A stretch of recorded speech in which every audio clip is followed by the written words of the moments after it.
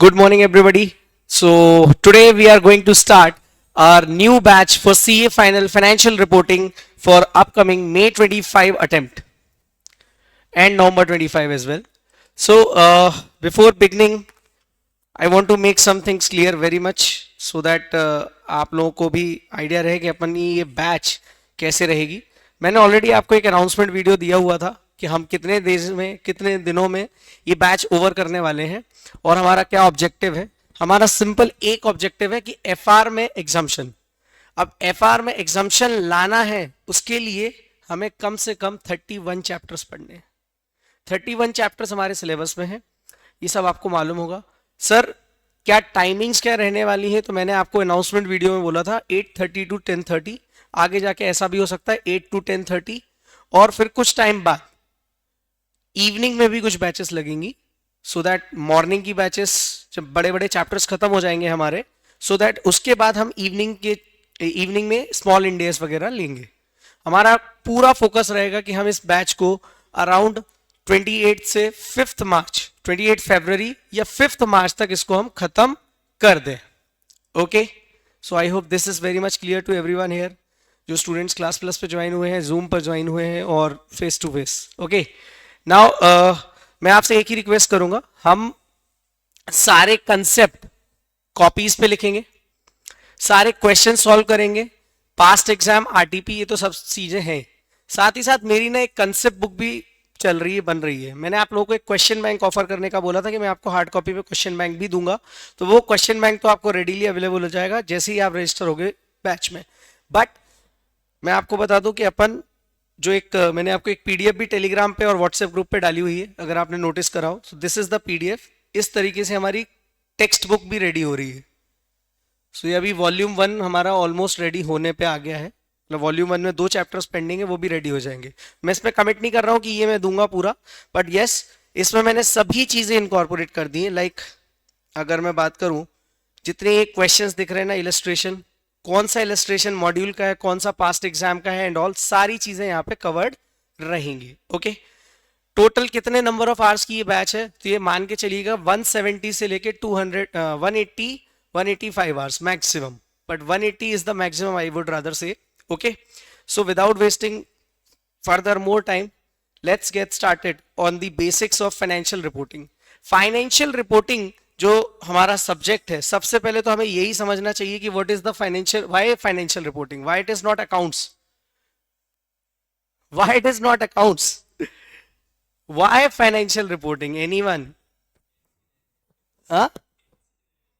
Okay, fancy name of accounts. Okay, और Gen Z name of accounts online में है, Gen Z name of accounts. ठीक है, ओके ओके, काफी अच्छी जनरेशन है हमारे साथ. हम सबसे पहले एक काम करते हैं, नोट्स भी, अच्छा ये जितने भी नोट्स मैं बनाऊंगा ये आपको एक गूगल ड्राइव के थ्रू शेयर करते जाऊंगा. तो FR May 25, और जब भी हम कुछ स्टार्ट करते हैं ना, तो हम किसे याद करते हैं कि हे भगवान देखना आप, हम तो स्टार्ट कर रहे हैं, बस आपका आशीर्वाद चाहिए. चलिए, यस, नाउ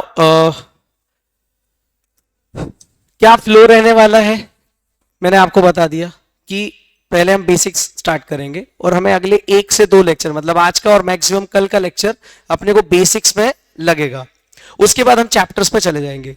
वैसे ऑल्दो ये भी जो पार्ट बेसिक वाला है ये भी आपका चैप्टर है और इसका वेटेज भी 5 to 6 मार्क्स है, तो ऐसा कुछ भी नहीं है कि अपन अलग से कुछ पढ़ रहे हैं.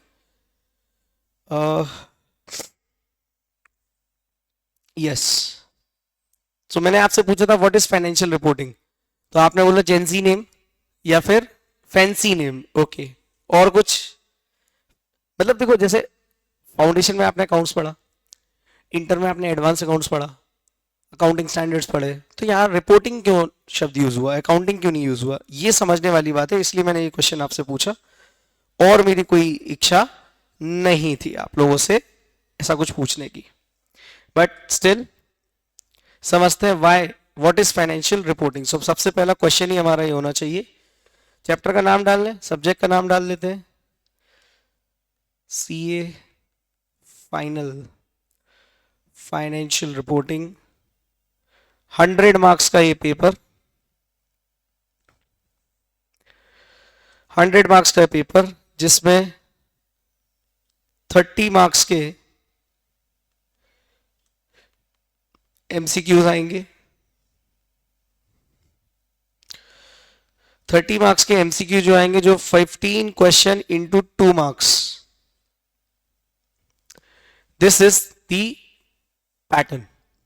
बाकी 84 मार्क्स का पेपर आएगा जिसमें से 70 का करना है। क्वेश्चन नंबर 1 कंपलसरी होता है। अभी यूजुअली कंसोलिडेशन से इंस्टीट्यूट को बहुत प्यार है तो उसे फर्स्ट क्वेश्चन में पूछ रहे हैं वो। मेरा आपसे प्रश्न था पहला कि व्हाट इज फाइनेंशियल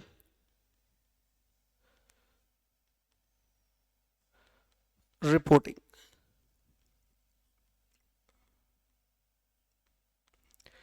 यस, लिखना है ये सब। लिखते जाए, बिल्कुल लिख सकते हो। आपको लग रहा है कि आपको सिर्फ देखना है, देखो लिखोगे नहीं ना तो ये मान के चलना कि यार समझ में सब आएगा लेकिन एग्जाम टाइम पे फिर हैकल कर जाओगे।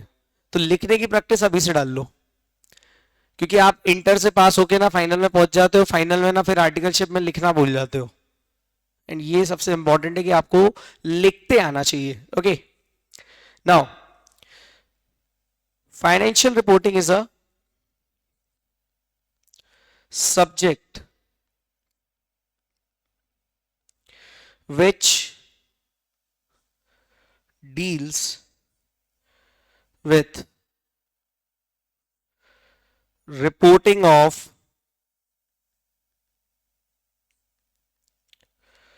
financial transactions. It is a subject which deals with the reporting of financial transactions in financial statements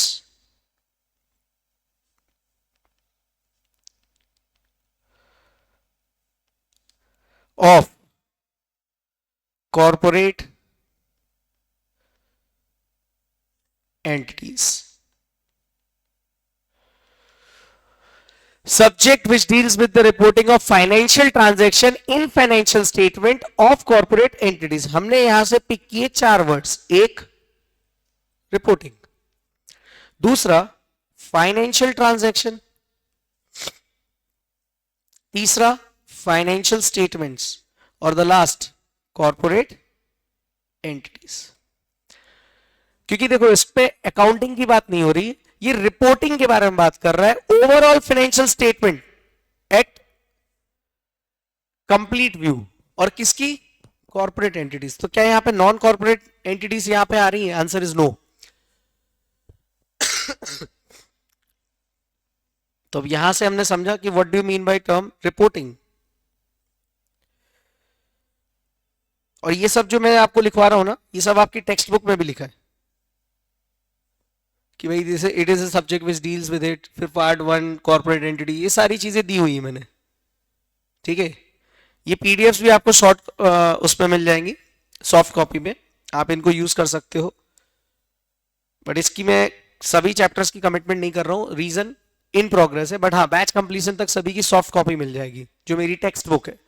question bank की हार्ड कॉपी मिलेगी। ठीक है, now reporting of corporate entities. तो यहां से अपना वर्ड क्या आया था sir? Word is reporting. What do you mean by the term reporting? Reporting का मतलब क्या? To give information, to write or something, yes or no? To report something. आप भी ऑफिस में जाते हो, रिपोर्टिंग ही तो करते हो। To write or to give information, yes or no? Information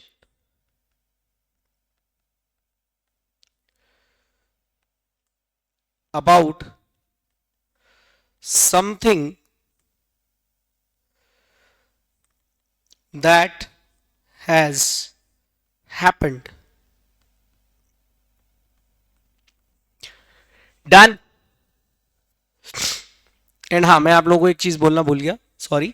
Sundays को अपनी क्लास जो रहेगी वो लाइव ही रहेगी, ऑफलाइन नहीं रहेगी, लेकिन संडे को हम 4 घंटे मिलेंगे, ठीक है? 2 घंटे, फिर आधे घंटे का ब्रेक, फिर 2 घंटे, ऐसा। सो संडे का टाइम हमेशा सैटरडे को मैं आपको कम्युनिकेट कर दूंगा। रिपोर्टिंग का मतलब समझ में आया? सिर्फ किसी चीज को रिपोर्ट करना about something that has been happening, और साथ ही साथ किस चीज की रिपोर्टिंग हो रही है? Sir financial transaction. What do you mean by financial transaction? आप 11th से कॉमर्स में हो? यस yes, आप 11th से कॉमर्स में हो तो आप बता सकते हो आई गेस कि what do you mean by the term financial transaction. Financial transaction का मतलब क्या होता है?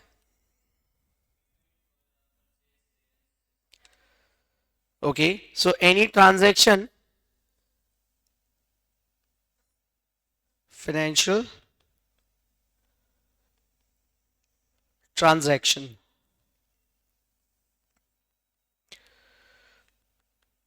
तो यहां इसकी डेफिनेशन है एनी ट्रांजैक्शन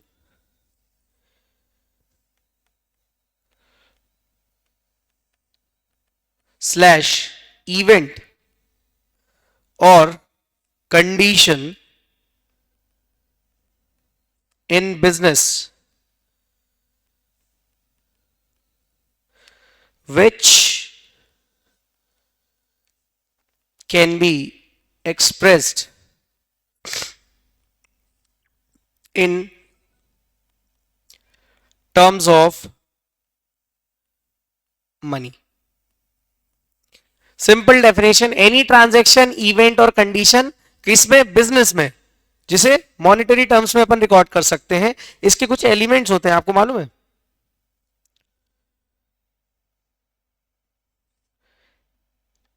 आपने पढ़ा होगा यार, उसके बिना तो अकाउंट्स हो ही नहीं सकता। याद अभी करा देता हूं मैं, जो भी हम पढ़ेंगे उसे याद तो करके रहेंगे, ये बहुत बड़ी कोई प्रॉब्लम नहीं होने वाली। उसका रीजन मैं हूं ना।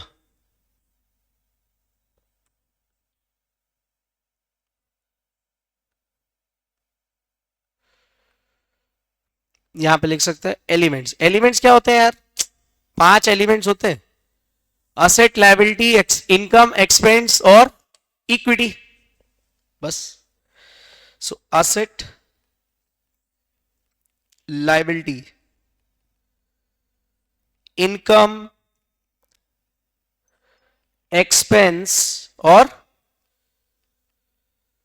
इक्विटी।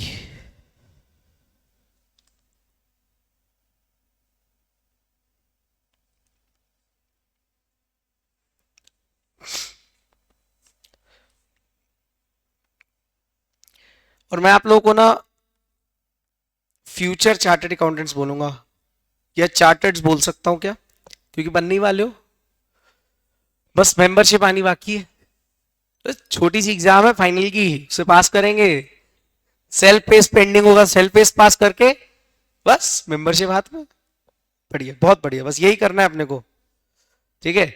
सो मैंने आपको बताया फाइनेंशियल रिपोर्टिंग क्या होता है। हमने स्टार्ट ही कहां से किया? सब्जेक्ट का नाम क्या है? देखो, सब्जेक्ट का नाम ही नहीं समझ में आया तो अपन सब्जेक्ट चालू नहीं कर सकते।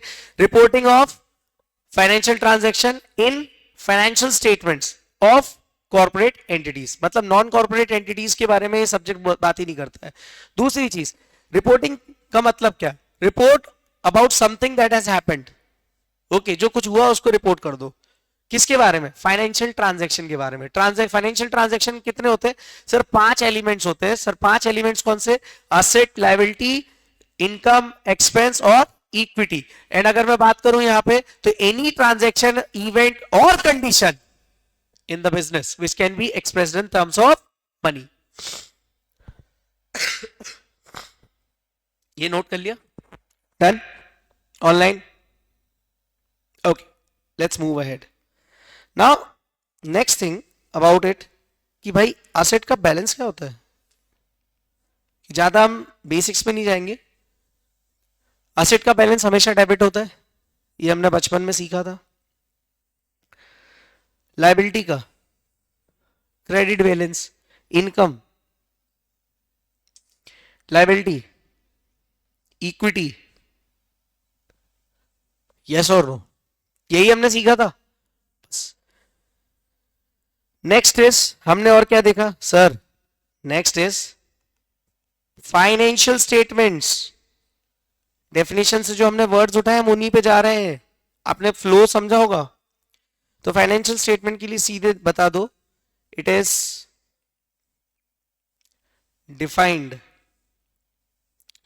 Under section 2 clause 40 of companies act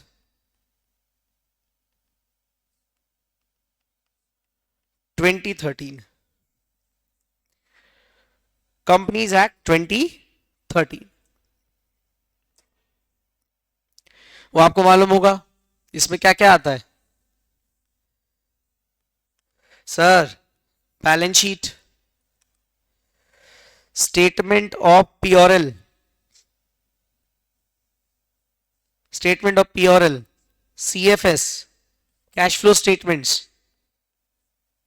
Soki, statement of changes in equity, और any explanatory note annexed. Yes or no?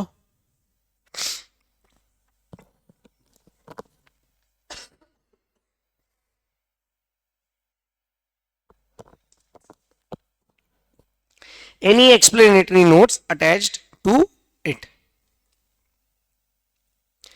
Last, what do you mean by corporate entities?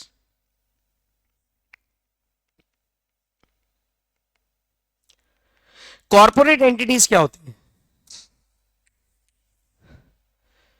Flow समझ में आ रहा है ना? हम गए फाइनेंशियल रिपोर्टिंग, फाइनेंशियल रिपोर्टिंग से हमने पकड़ा एक वर्ड रिपोर्टिंग, रिपोर्टिंग से गए हम फाइनेंशियल ट्रांजैक्शन पर, और उसके बाद हम गए फाइनेंशियल स्टेटमेंट, और वहां से आए हम कॉर्पोरेट एंटिटीज। मतलब रिपोर्टिंग किनकी, कौन सी कंपनीज के बारे में हो रही है? Corporate entities. Sir how many types of corporate entities are there in India? Sir एक तो होती कंपनी, ज्वाइंट स्टॉक कंपनी जिसको हम बोलते हैं, एक होती बैंकिंग कंपनी, एक होती इंश्योरेंस कंपनी, एक होती NBFC. Yes or no? So again we will be having hand written charts.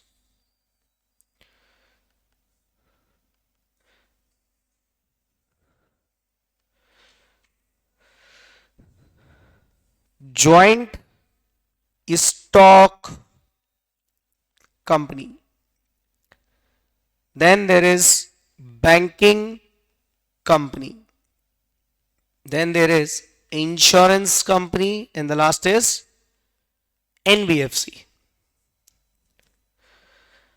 If I say I classify joint stock company into again further 4 parts. Joint stock company, ये देखो classification of corporate entities, तो मैं आपको यहां पे बताऊं तो these are joint stock company, banking company, insurance company, NBFC. Further classification of joint stock company, ये देखो तो अगेन 4 है, holding, subsidiary, associate and joint venture. 4 तरीके की, holding, subsidiary, associate and joint venture.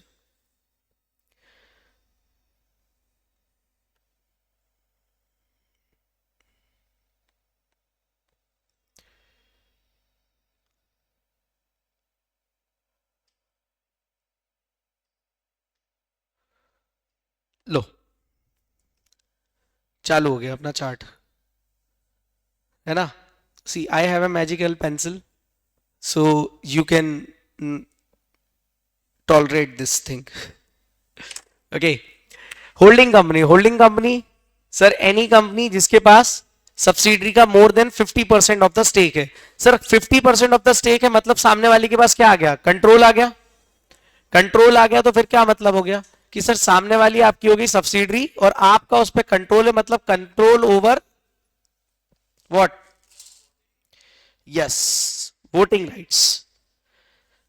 तो बेसिकली अ पेरेंट ऑर्गेनाइजेशन या parent corporation that ओज voting stock more than how much? 50% in another company that that company's policies. And यहां पे एक word missing है, management decisions.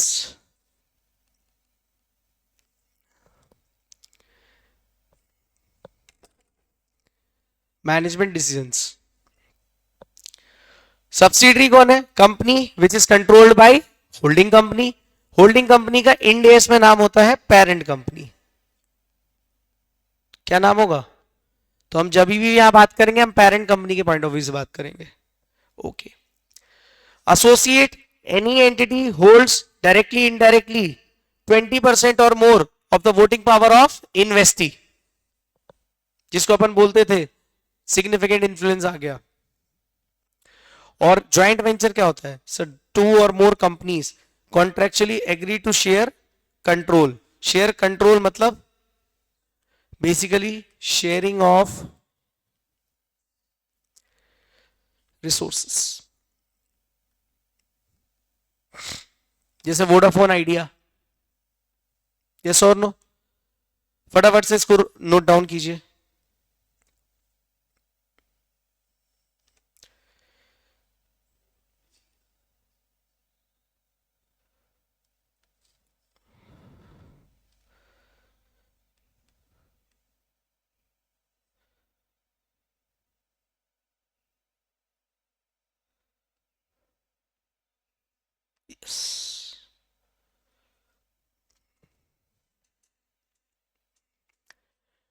जल्दी हो गया.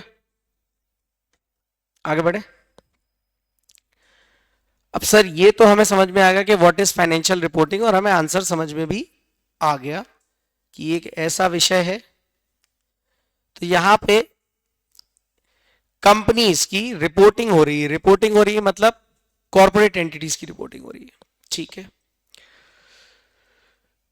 नेक्स्ट इज, यहां पे जो रिपोर्टिंग है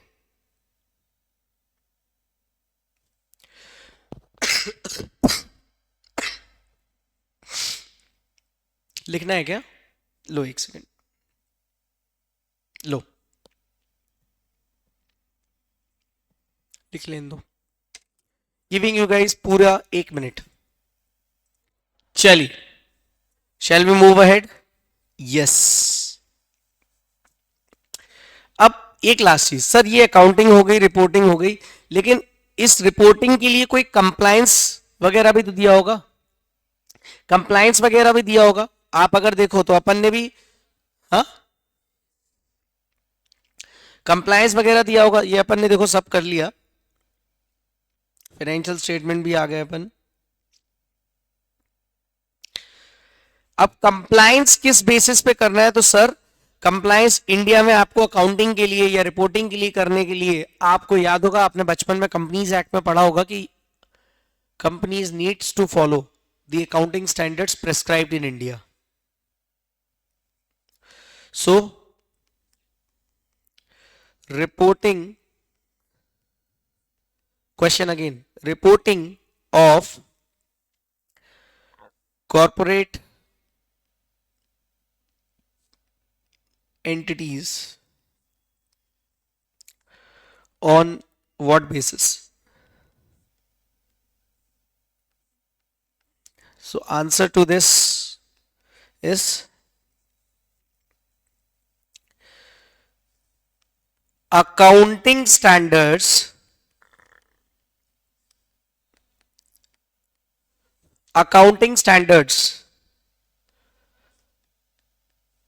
prescribed in इंडिया. अब इंडिया में अकाउंटिंग स्टैंडर्ड जो है ना, वो 2 पार्ट्स में डिवाइड है. एक को हम प्यार से बोलते हैं एएस और एक को बोलते हैं इंड एस. फाइनल में हमें इंड एस ही पढ़ने हैं. ठीक है. So I hope the basics are very much clear here. यहां तक कोई डाउट हो तो मेरे को बता दीजिए. इसको थोड़ा सा अच्छा बनाते ना यार.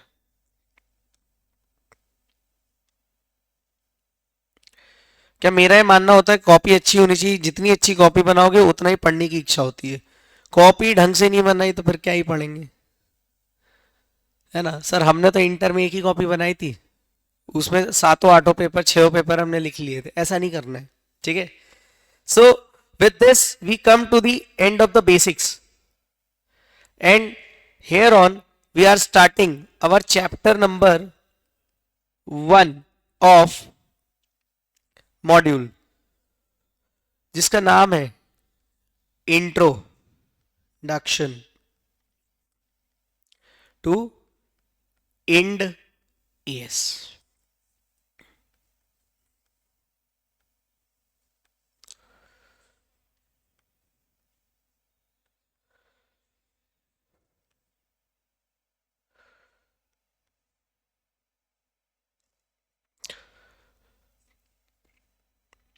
अब मुझे यहाँ पे आपको क्या क्या बताना है। सबसे पहली बात तो ये कि पहले तो मैं आपको सब्जेक्ट के नाम पे लेके गया, सब्जेक्ट के नाम से मैं आपको इंड एस तक लेके गया। अब इंड एस का पूरा चैप्टर यहाँ पे पहला चैप्टर चालू हो रहा है।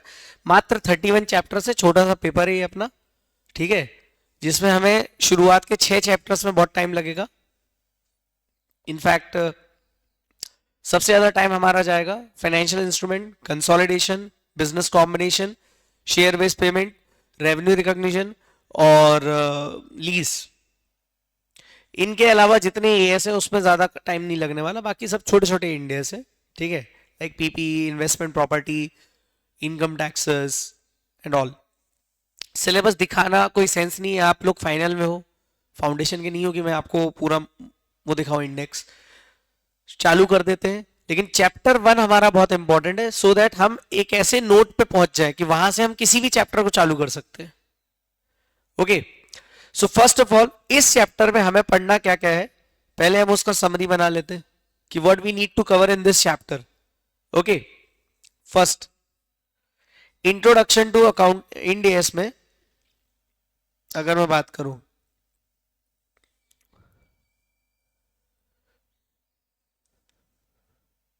पहले आप देख लेना कैसे बनाना है सो दैट आप समझ पाओ। Introduction part,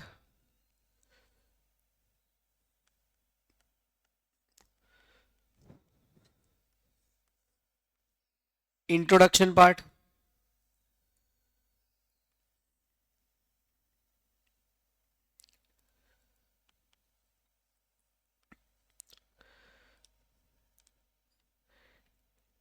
Indian scenario,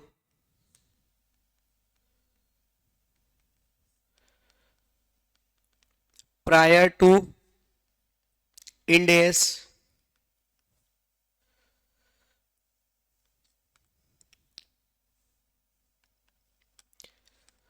limitation of Ind AS, limitations of AS, sorry,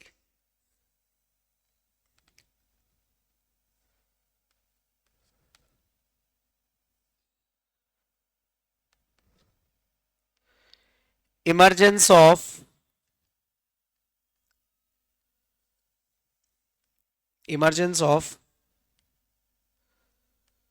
global standards,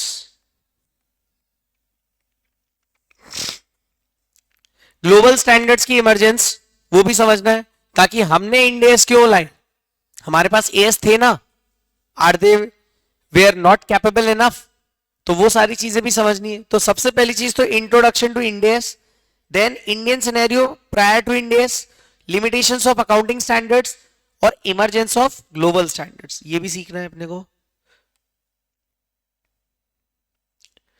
अच्छा, इमरजेंस के साथ साथ and there needs and benefits, मतलब 3 चीजें सीखनी है हमें ग्लोबल स्टैंडर्ड्स की। पहला उनका इमरजेंस, दूसरा उनकी नीड और तीसरा बेनिफिट्स। ये क्यों कर रहे हैं हम, 5 मार्क्स बस, we are just greedy people. I hope you guys understand. Okay, उसके बाद हमने एएस का, हमने देखा ग्लोबल स्टैंडर्ड्स को, फिर हमने उसको अडॉप्ट किया, तो किस तरह से अडॉप्ट किया, एज इट इज अडॉप्ट कर लिया या कुछ कन्वर्ट किया, उसको भी देखना पड़ेगा अपने को। इंटरेस्ट मी गाइज, मैं आपको बोलूं ना, ये सब्जेक्ट आपका फाइनल में वो पेपर होगा जिसमें आप आराम से एग्जाम्शन ला सकते हो।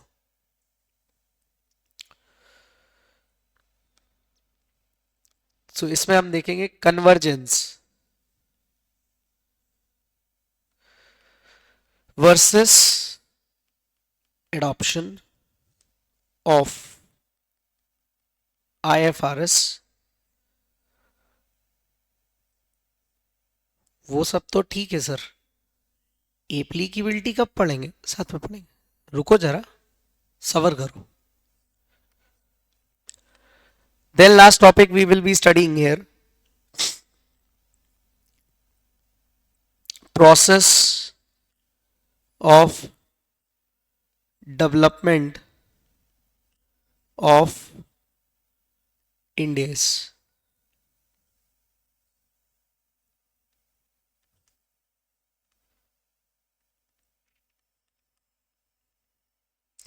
अगर मैं आपको बोलूं कि प्रोसेस मतलब उसको बनाने का, किस तरीके से हमने इंडेस को बनाया, फ्रेम किया, कैसे वो फाइनलाइज हुए बेसिकली, इसके अंदर अपन को कई सारी चीजें पढ़नी है। इसके अंदर पढ़ेंगे अपन ट्रांजिशन, मतलब एएस से इंडेस के बीच में क्या हुआ। देन अपने को देखना है दोस्तों सेकंड पॉइंट इसमें एप्लीकेबिलिटी ऑफ इंडेस। एक एक चीज बिल्कुल फ्लो में चलेंगे। तीसरा अपने को देखना है relevant provisions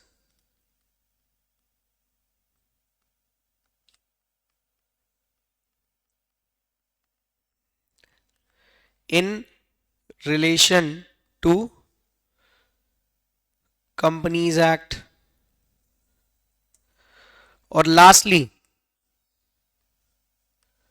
schedule 3 division 2। Schedule 3 की डिवीजन 2। अब शेड्यूल 3 में क्या पढ़ते हैं अपन, बैलेंस शीट और प्योरल। एंड इस चैप्टर का लास्ट पार्ट अभी रही है ये, हाँ, खत्म होते होते हम एक इंड AS 1 खत्म कर देंगे, ठीक है। सो इतनी बस छोटी सी चीजें हैं, ये जरा सा चैप्टर है, छोटा सा पहला चैप्टर है। इस चैप्टर का मैंने आपको रोड मैप बता दिया कि ये है हमारा chapter introduction to Ind AS। काम करते हैं, इसको नए पेज पे ही ले आते हैं। Yes or no? ऐसा ऑफलाइन में हमारे पास बहुत ही हमारे यंग टैलेंटेड स्टूडेंट बैठे हुए हैं। नाटा एकेडमी की भी बहुत फेवरेट रहे हैं ये। हाँ, चैप्टर 1 ये रहा आपका chapter number 1। If you see entire chart, और इस तरह से हम चार्ट अगर बनाते जाएंगे ना, ट्रस्ट मी अगले 2 से 2.5 महीने में you will be having confidence. Revision lecture YouTube पे बहुत सारे हैं मेरे ही, तो वहां से अपन रिवीजन भी करते चलेंगे। नाउ क्या क्या पढ़ना है sir? Introduction, Indian scenario prior to the Ind AS and AS की लिमिटेशंस, emergence of global financial standards and their need and the benefits, convergence versus adoption of IFRS, process of development of Ind AS, transition provision, applicability, relevant provision, schedule 3 और last में Ind AS 1। तो ये chapter अगले हमें 3 दिन 4 दिन तो लगेंगे। बेसिक्स तो हमारे ऑलमोस्ट खत्म हो जाएंगे कल तक में ही। चलो, तो पहली चीज अपन आ जाते हैं इंट्रोडक्शन पार्ट पे। इंट्रोडक्शन पार्ट पे आ जाते हैं, हेडिंग डालेंगे इंट्रोडक्शन। इस चैप्टर का हमारा है ये #1 इंट्रोडक्शन।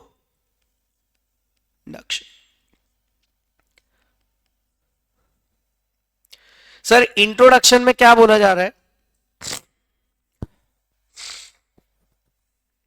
कि अकाउंटिंग स्टैंडर्ड बोर्ड था हमारा, था क्या है, accounting standard board of ICAI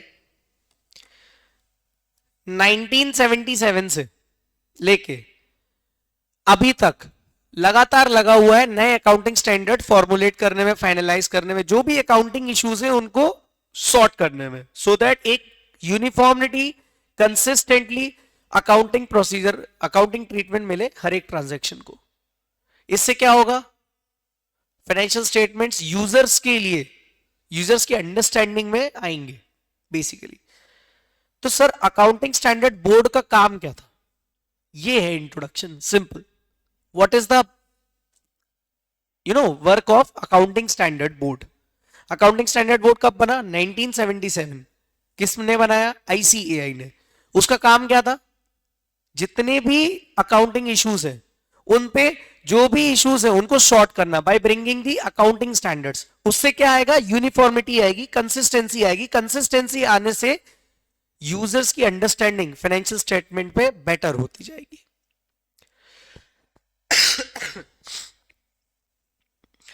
और आईसीआई एप्लीकेबिलिटी पे भी ध्यान रखता है कि कौन सी एंटिटीज पे ये एप्लीकेबल होगा या नहीं होगा। भाई कई जैसे अकाउंटिंग स्टैंडर्ड है, कई नॉन कॉर्पोरेट एंटिटीज पे भी लगते हैं, लेकिन इंडेस सभी कॉर्पोरेट एंटिटीज पे ही लगते हैं।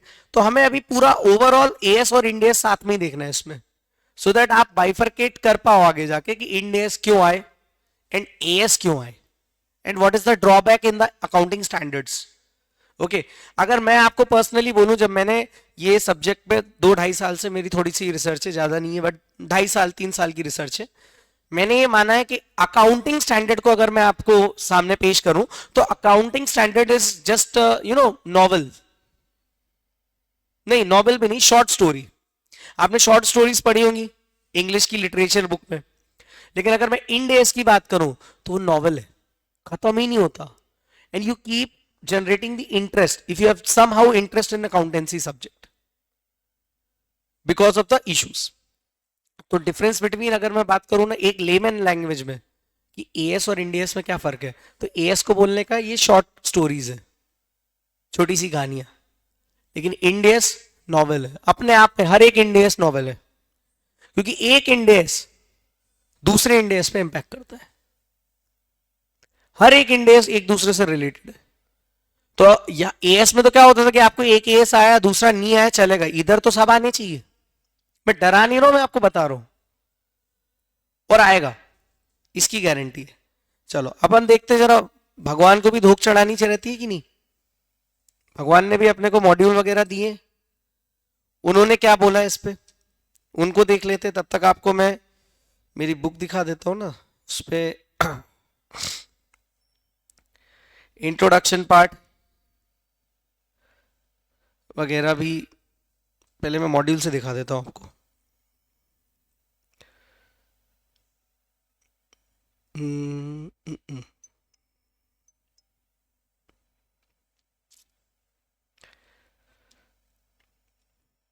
आपको मालूम होगा कि नवंबर 24 तक आपके एफआर में 4 स्टडी मटेरियल्स थे, लेकिन मई 25 से 5 हो गए हैं। So good news for all of you, है ना, कॉन्ग्रेचुलेशंस। यस, इंस्टीट्यूट आपके बारे में कितना ख्याल रखता है कि भाई स्टडी मटेरियल फाइनल कोर्स, ये देखो बेटा ये फाइनल कोर्स है, पहला पेपर अकाउंट्स, उसके बाद applicable for May 25 and onwards पे जाना है अपने को, एंड पहला ही चैप्टर है हमारा इंट्रोडक्शन टू अकाउंटिंग स्टैंडर्ड्स। ठीक है,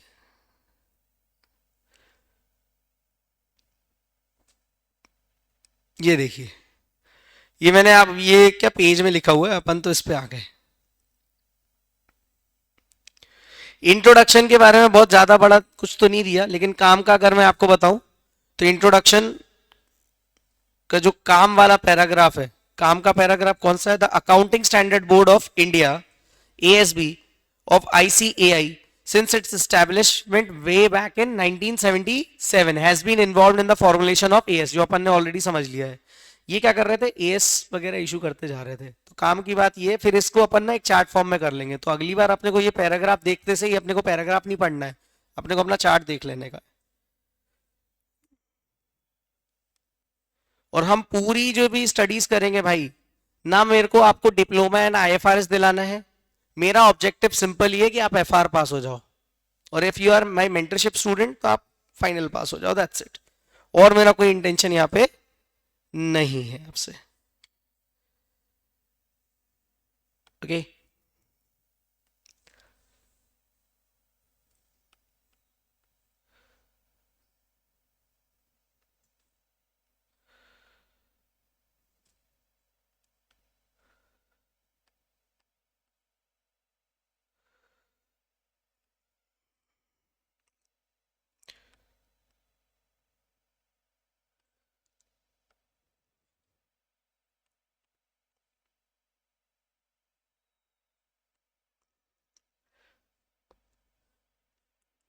हाइलाइटर कल से मॉड्यूल भी लेके आना, अगर है नहीं है कोई दिक्कत नहीं, पीडीएफ ओपन कर लेना।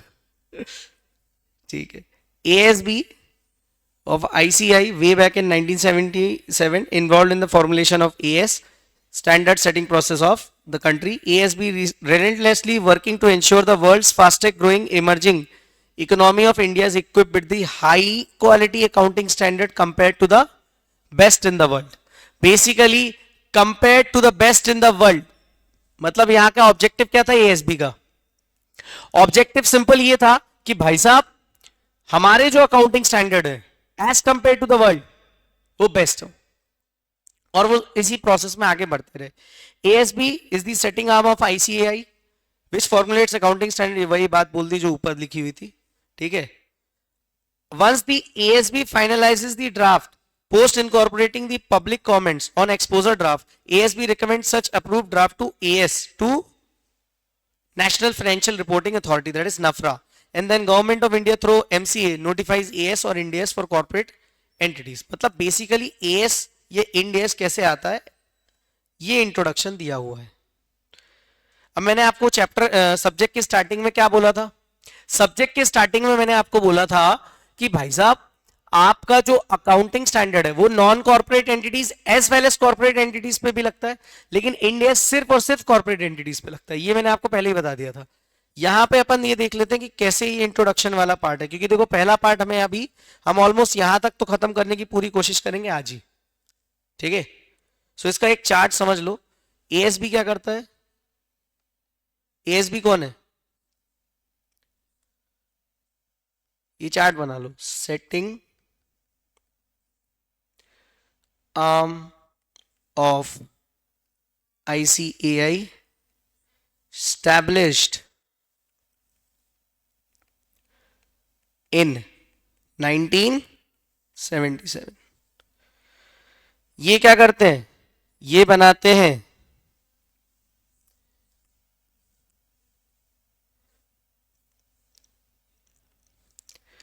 ड्राफ्ट, किसका?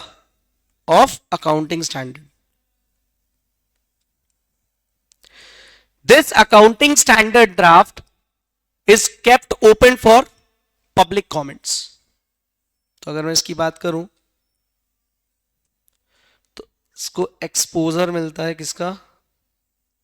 Exposure for public comment. Next time आपको ये पैराग्राफ पूरा नहीं पढ़ना है, सिर्फ इतना ही देखना है।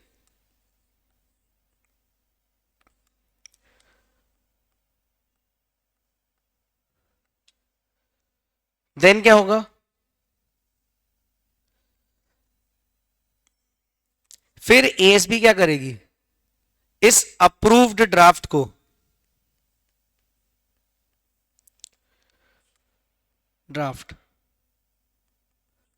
को एएसबी recommend the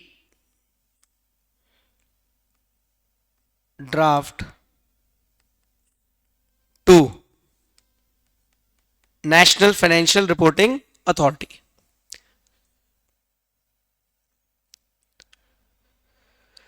उसके बाद क्या होगा? नेशनल फाइनेंशियल रिपोर्टिंग अथॉरिटी क्या करेगी?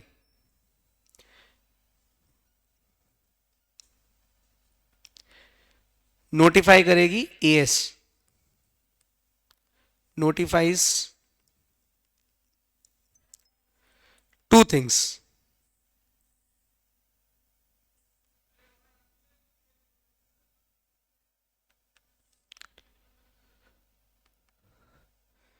Either या तो वो एएस होगा या इंड एएस होगा. एएस हुआ तो किसके लिए होगा सर? ये होगा कॉरपोरेट एंड नॉन कॉरपोरेट्स के लिए, और ये होगा only for corporates. Am I clear? Am I clear all my wonderful chartered accountants? Done.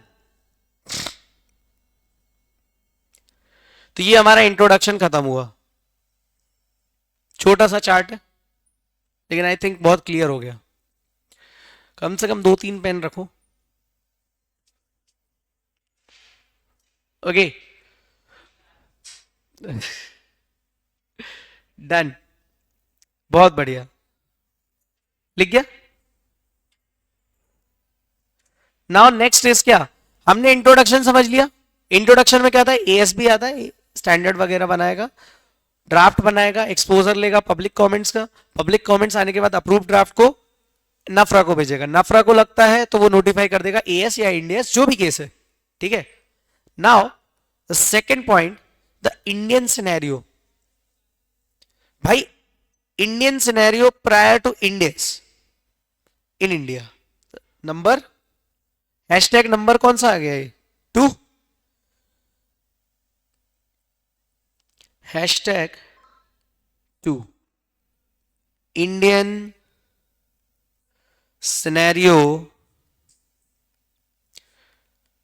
Prior to Indians.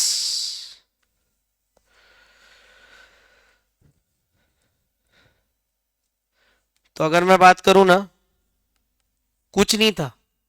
क्या था? अकाउंटिंग स्टैंडर्ड था. काम की बात तो यही है. Okay okay,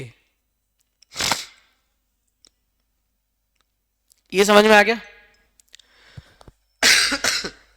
now coming to the hashtag number 3. खत्म. हाँ इतनी. आई एम सो सॉरी, इतनी था वो. सर आप तो भगा रहे हो. अरे भगा नहीं रहा हूं, दौड़ा रहा हूं. Okay, hope you guys clear with this till now. Okay, so अभी तक हमने क्या पढ़ा, एक बार क्विक रिकैप कर लेते हैं. सर हमने स्टार्ट किया हमारा पहला paper, paper number 1 of CA final, that is financial reporting. Financial reporting में हमने सबसे पहले तो यही समझा कि why financial reporting, why it is not advance accounts, है ना? Why it is not accounts? So it is a reporting of financial transaction of in financial statements of corporate entities. हमने बोला रिपोर्टिंग क्या होता है, तो कोई बोला रिपोर्टिंग ये होता है कि reporting is something to give information about something that has been happened. इसके बाद मैंने बोला कि सर फाइनेंशियल ट्रांजैक्शन क्या होते हैं, तो हमने बचपन से ही पढ़ा था फाइनेंशियल ट्रांजैक्शन के लिए कि financial transaction includes 5 things: asset, liability, income, expense, equity. लेकिन फाइनेंशियल ट्रांजैक्शन की डेफिनेशन क्या थी? तो any transaction, event, condition of business that can be expressed in terms of money. Layman भाषा में ऐसा कोई ट्रांजैक्शन, इवेंट या कंडीशन व्यापार का जिसे मॉनेटरी टर्म्स में हम रिकॉग्नाइज कर सकें. उसके बाद मैंने आपको 11th का एक बेसिक भी बताया, क्लास 11th वाला, कि असेट का बैलेंस क्या होगा? डेबिट. लायबिलिटी का बैलेंस क्या होगा? Credit. Income credit, expense debit, और इक्विटी क्रेडिट. फिर हमने पढ़ा था फाइनेंशियल स्टेटमेंट. तो as per section 2 clause 40 of the companies act, financial statements includes balance sheet, statement of P&L, in case of section 8 company, income or expenditure. हाँ, cash flow statements, statement of changes in equity, प्यार से वैसे सोकी बोलेंगे, ठीक है. और any explanatory notes annex to it. फिर हमने देखा सर कॉर्पोरेट एंटिटीज, तो कॉर्पोरेट एंटिटी मैंने आपको बताई चार तरीके की, ज्वाइंट स्टॉक कंपनी, क्योंकि वो कॉर्पोरेट एंटिटी नहीं है, नॉट फॉर प्रॉफिट ऑर्गेनाइजेशन हो गया ना। हाँ, कॉर्पोरेट एंटिटीज के अंदर क्या हो गया, चार तरीके की, पहला ज्वाइंट स्टॉक कंपनी, दूसरा बैंकिंग कंपनी, तीसरा इंश्योरेंस कंपनी, चौथा non banking financial company. Joint stock company के अंदर अगर मैं बात करूं तो और चार आ गए, कॉर्पोरेट एंटिटी के अंदर चार, उसके अंदर ज्वाइंट स्टॉक कंपनी, उसके अंदर चार, holding subsidiary associate joint venture, और पूरा फाइनल में ग्रुप के बेसिस पे अपने को पढ़ना है। ग्रुप मतलब holding subsidiary associate joint venture, पूरा एफआर अपना holding subsidiary associate joint venture के पास ही है, पूरा ग्रुप के हिसाब से भी। जैसे अगर आपने मैं अगर एग्जांपल लूं, आपने अकाउंटिंग स्टैंडर्ड 20 पढ़ा होगा, ईपीएस, अर्निंग पर शेयर में आप क्या करते थे, बेसिक ईपीएस निकालते थे, डाइल्यूटेड ईपीएस निकालते थे। अब आपको ना कंसोलिडेशन करते वक्त जब आप कंसोलिडेटेड फाइनेंशियल स्टेटमेंट बनाते हो तो पूरे ग्रुप का भी बेसिक ईपीएस निकालो। ओ ऐसा, हाँ, तो वहां पे यहाँ पे चीजें थोड़ा सा बदल जाएंगी और यू विल फील कि यार ओ इतना लॉजिकल अकाउंट्स भी हो सकता है। यस, तो मैंने कहा कि यार रिपोर्टिंग तो समझ में आ गया, लेकिन रिपोर्टिंग जो कॉर्पोरेट एंटिटीज की होगी वो किस बेसिस पे होगी, तो इंडिया में अकाउंटिंग स्टैंडर्ड्स प्रेस्क्राइब है, दो तरीके के अकाउंटिंग स्टैंडर्ड्स प्रेस्क्राइब है, एक आपने इंटरमीडिएट में पढ़ लिया, that is accounting standards, and welcome to C final, that is Ind AS, Indian accounting standards. इसी के बाद मैंने आपको लेके आया चैप्टर नंबर 1 पे, that is introduction to Ind AS. Introduction to Ind AS में मैंने आपको सबसे पहले बताया कि what is the introduction of this chapter. तो इंट्रोडक्शन में यहाँ पे बताया गया कि अकाउंटिंग स्टैंडर्ड बोर्ड है जिसे CA institute, ICAI, the institute of chartered accountants of India ने 1977 में स्टैब्लिश किया to set and process and finalize the accounting standards to make the Indian accounting standards compared to the world the best quality. Okay, उसको हमने देखा कि भाई वो कैसे करते हैं, तो basically ASB setting arm of ICAI established in 1977, वो ड्राफ्ट बनाते हैं हर बार, ड्राफ्ट बनाने के बाद उसको exposure for public comments open किया जाता है, उसके बाद वो ड्राफ्ट अप्रूव होता है, उसको ये भेज देते हैं नफरा के पास, एंड नफरा क्या करता है, अगर उसे लगता है तो वो नोटिफाई कर देता है, या तो वो अकाउंटिंग स्टैंडर्ड के फॉर्म में आएगा, और अगर अकाउंटिंग स्टैंडर्ड के फॉर्म में आया तो corporate and non corporate entity के पास जाएगा, इधर इंडियस होगा तो ओनली फॉर कॉर्पोरेट एंटिटीज जाएगा। Indian scenario prior to Ind AS, पहले एएस ही थे, इंडियस के पहले एएस ही थे। Now coming to the very important and the third thing, क्या था, लिमिटेशंस। लिमिटेशंस के लिए हम चलेंगे भगवान के पास। भगवान कौन है, these are the limitations.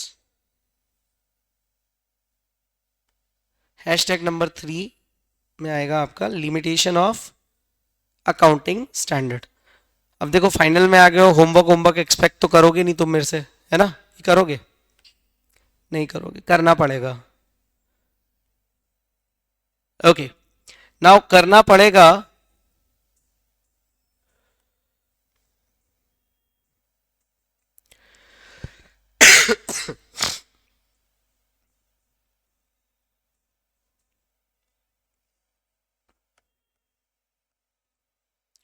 Limitations of accounting standards. Limitations of accounting standard. Capital being raised in the form of complex financial instruments like optional, convertible, convert, ये सारी चीजें आपको एक बार गो थ्रू करके आनी है, रीड करके आनी है, थियरी है, मैं आपको कल इसको एक्सप्लेन भी कर दूंगा, लेकिन एक बार मैं चाहूंगा आप इसे घर पे रीड करके आए। अभी क्या फ्लो बनता है, अपन हैशटैग 4 पे चलते हैं। हैशटैग 4 पे क्यों चलना है, या उसके पहले चलो 2 सेकंड लेके मैं इसको 2 मिनट लेके इसको एक्सप्लेन कर ही देता हूं पूरा। लिमिटेशन ऑफ अकाउंटिंग स्टैंडर्ड में सबसे पहली बात पता क्या दिक्कत आ रही थी, अकाउंटिंग स्टैंडर्ड्स ना कई जगहों पे कंप्लीटली अकाउंटिंग ट्रीटमेंट नहीं दे रहे थे, they are very much rigid, and वहां पे कई चीजों का ट्रीटमेंट ही गिवन नहीं था। अगर मैं लेमैन भाषा में बोलूं, जैसे अगर मैं बात करूं फाइनेंशियल इंस्ट्रूमेंट्स पे कोई अकाउंटिंग स्टैंडर्ड ही नहीं था। फाइनेंशियल इंस्ट्रूमेंट क्या होते हैं सर, क्या आपने कभी सुना ट्रेड रिसीवेबल पे कोई अकाउंटिंग स्टैंडर्ड लग रहा है, वो छोड़ो, आपकी बैलेंस शीट अगर मैं बनाऊं, for example if I make a your balance sheet here today, ठीक है, तो मुझे एक बात बताना, आपका जब एएस में बैलेंस शीट कैसे बनता था? टी फॉर्म में अगर मैं बनाता हूं, चलो, तो यहां पे आता है पीपीई, इन्वेस्टमेंट्स, है ना, देन इनटेंजिबल एसेट्स, देन आपका आता है inventory, trade receivables, cash bank, और क्या होता है, एडवांसेस, प्रीपेड। ओके, यहां पे कैपिटल कौन सी, share capital, reserves and surplus, then यहां पे आपका आता है करेंट लायबिलिटीज के अंदर क्या क्या आती है, ट्रेड पेबल्स, है ना, प्रोविजंस, हाँ हाँ ठीक है, बैंक ओडी वगैरह, वो तो कैश इन बैंक में ही आ गए। और बोलो, तो यहां पे अगर मैं आपको बात बोलूं और कौन कौन से आइटम आते हैं, तो यहां पे आपको देखो, इस पे था आपका एस 10, इस पे आपका एस 13 था, इस पे एस 26, एस 2, कैश बैंक पे, कैश बैंक पे कोई एस था क्या? सोच के देखो ना, प्लीज सोचो ना एक बार, सोच के देखो। सर मेरे को तो याद ही नहीं है, मैं तो इंटर हम पास हुए ना, बस खत्म, उसके बाद हमने उठाई नहीं कॉपी, क्यों फालतू की बातें कर रहे हो हमारे से। एडवांस में तो हम ऐसे ही पास हो गए थे सर, हम तो देखते भी नहीं थे। यहां पे याद होगा एस 29 था आपका, था कि नहीं? सोच के देखो। और मुझे एक बात बताओ, इसके अलावा और कौन से अकाउंटिंग स्टैंडर्ड थे आपका? I am just asking so that ना, आप जितना रिप्लाई करोगे गलत हुआ सही हुआ वो अपन देखेंगे। चलो, यहां पे एक आइटम होता था बिल्स रिसीवेबल, यहां पे एक आइटम होता है लोन्स एंड एडवांसेस, है ना। यहां पे करंट लायबिलिटीज के अंदर, चलो प्रोविजन में तो आ गया, नॉन करंट लायबिलिटीज के लिए कुछ भी नहीं लिखा अपन ने, हाँ एक सेकेंड, नॉन करंट लायबिलिटीज, ठीक है। मुझे एक बात बताओ, कितनी चीजें ऐसी हो गई जिन पे अकाउंटिंग स्टैंडर्ड ही नहीं, आधी बैलेंस शीट के आइटम पे अकाउंटिंग स्टैंडर्ड ही नहीं लग रहा है, क्या इसके लिए अकाउंटिंग स्टैंडर्ड है? सर ये तो कंपनीज एक्ट के हिसाब से लग जाता है ना, कंपनीज एक्ट बहुत पावरफुल था, so that we do not have any accounting standards, but it is wrong. वो मैं आपको एक चैप्टर पढ़ाऊंगा, वी विल, मतलब यहां पे ये जितने भी है ना, जिनको मैं येलो हाईलाइट कर रहा हूं, इन पे कोई अकाउंटिंग स्टैंडर्ड नहीं था, तो क्या इंडेस नहीं है? So financial instruments we will discuss later on with Ind AS 32, 107, 109, तीन स्टैंडर्ड्स हैं, एक में डिस्क्लोजर है, एक में अकाउंटिंग है, एक में डेफिनेशन, बस। ये सभी आइटम्स पता क्या होते हैं, फाइनेंशियल इंस्ट्रूमेंट्स होते हैं, तो इन पे एक इंडेस है। सर क्या एएस नहीं था? था, लेकिन वो कभी मैंडेटरी नहीं हुआ, मतलब रेकमेंडेड था। अब इंडिया में कोई रेकमेंडेड चीज है, कोई फॉलो करेगा क्या? ओ मतलब किसी ने इसकी अकाउंटिंग सब अपने अपने हिसाब से कर रहे थे, यस, सब अपने अपने हिसाब से कर रहे थे। तो भाई जैसे अब मैं बात करूं यहां पे, आपकी कंपनी को कैपिटल रेस करनी है, तो वो किस फॉर्म में कैपिटल रेस कर रहे हैं? In the forms of complex financial instruments, financial instrument के फॉर्म में कॉम्प्लेक्स फाइनेंशियल इंस्ट्रूमेंट। क्यों? क्योंकि भाई साहब उसमें तो एस लग ही नहीं रहा ना, तो कहना ही से यहां पे आप मैनिपुलेशन कर सकते हो, यस। डेरिवेटिव इंस्ट्रूमेंट, डेरिवेटिव समझते हो, आज खरीदा सुबह शाम को बेच दिया, ट्रेड करना बेसिकली, हाँ, और वो भी किस में? फॉरेन करेंसी बॉन्ड्स पे। इक्विटी इंस्ट्रूमेंट मतलब इक्विटी शेयर्स में, कॉमोडिटी डेरिवेटिव्स में, इक्विटी स्टॉक्स वगैरह पे, गोल्ड पे, इन सब पे तो इंडेस लग एएस लग ही नहीं रहा था. सो एएस की लिमिटेशन समझ में आ रही है अब आपको. Group structuring, restructuring, business acquisitions, mergers, demergers, accounting standard 14 दिया था, अकाउंटिंग फॉर अमलगमेशन. लेकिन ग्रुप को जब पूरा एक्वायर कर लिया जा रहा है उसके बारे में तो था ही नहीं वहां पे. वहां तो टेक ओवर के बारे में बात हो रही थी. So that was not enough. Complex revenue arrangements and business models with innovating digital economy. अब आपने रेवेन्यू रिकॉग्नाइज करने के लिए दो स्टैंडर्ड्स पढ़े. कौन से पढ़े? अकाउंटिंग स्टैंडर्ड नंबर 7 और अकाउंटिंग स्टैंडर्ड नंबर 9. अब अकाउंटिंग स्टैंडर्ड नंबर 7 में आपने पढ़ा था कंस्ट्रक्शन कॉन्ट्रैक्ट्स और अकाउंटिंग स्टैंडर्ड नंबर 9 में आपने interest dividend, interest dividend, goods and services पे जो रेवेन्यू कब रिकॉग्नाइज करना है वगैरह यही देखा था. लेकिन मुझे एक बात बताओ, जब ये अकाउंटिंग स्टैंडर्ड बने तब क्या कैशबैक पॉइंट्स थे, बोनस पॉइंट्स थे, लॉयल्टी पॉइंट्स मिलते थे क्या शॉपिंग पे? नहीं. तो फिर उसका रेवेन्यू कैसे कंपनी रिकॉग्नाइज कर रही है? ओ, तो यहां भी मैनिपुलेशन हो सकता था. तो एएस की लिमिटेशन समझ में आ रही है. Now diverse stock compensation with innovative remuneration models for C suite, complex tax provisions and impact thereof in the determination of current and deferred tax. AS 22 PNL के बेसिस पे वहां पे प्रोविजनिंग करवाता है, रिकंसिलिएशन कराता है अकाउंटिंग बुक्स और taxation books का. वहां पे भी complex tax provisions in the balance sheet अगर डाल दिए तो एएस 22 भी अपने हाथ जोड़ लेता था, भैया ट्रेन दो यार. different ways to provide shareholders return and various modes of investment in the kind of event of group reorganization. Group के रीऑर्गेनाइजेशन में, रीस्ट्रक्चरिंग का, तो बेसिकली यहां पे ना एएस बहुत लिमिटेड थे ना. रिकंस्ट्रक्शन पे तो कोई एएस था ही नहीं, है ना. तो यहां पे ये सारे लिमिटेशंस थे एएस के. सो इस वजह से हमें क्या लाना पड़ा? इंड एएस भी लाने पड़े, क्योंकि बड़ी जो एंटिटीज हैं, जितनी बड़ी एंटिटीज हैं उनको तो गवर्न करने के लिए एक चाहिए ना यार. अरे यस और नो बोलो. यहां तक क्लियर हुआ कि नहीं?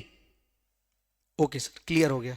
So this is the hashtag number 3 which we have completed till now. Now we are moving ahead to another story and that is hashtag number 4. Sir, what is this hashtag number 4? तो यहां हम पढ़ेंगे emergence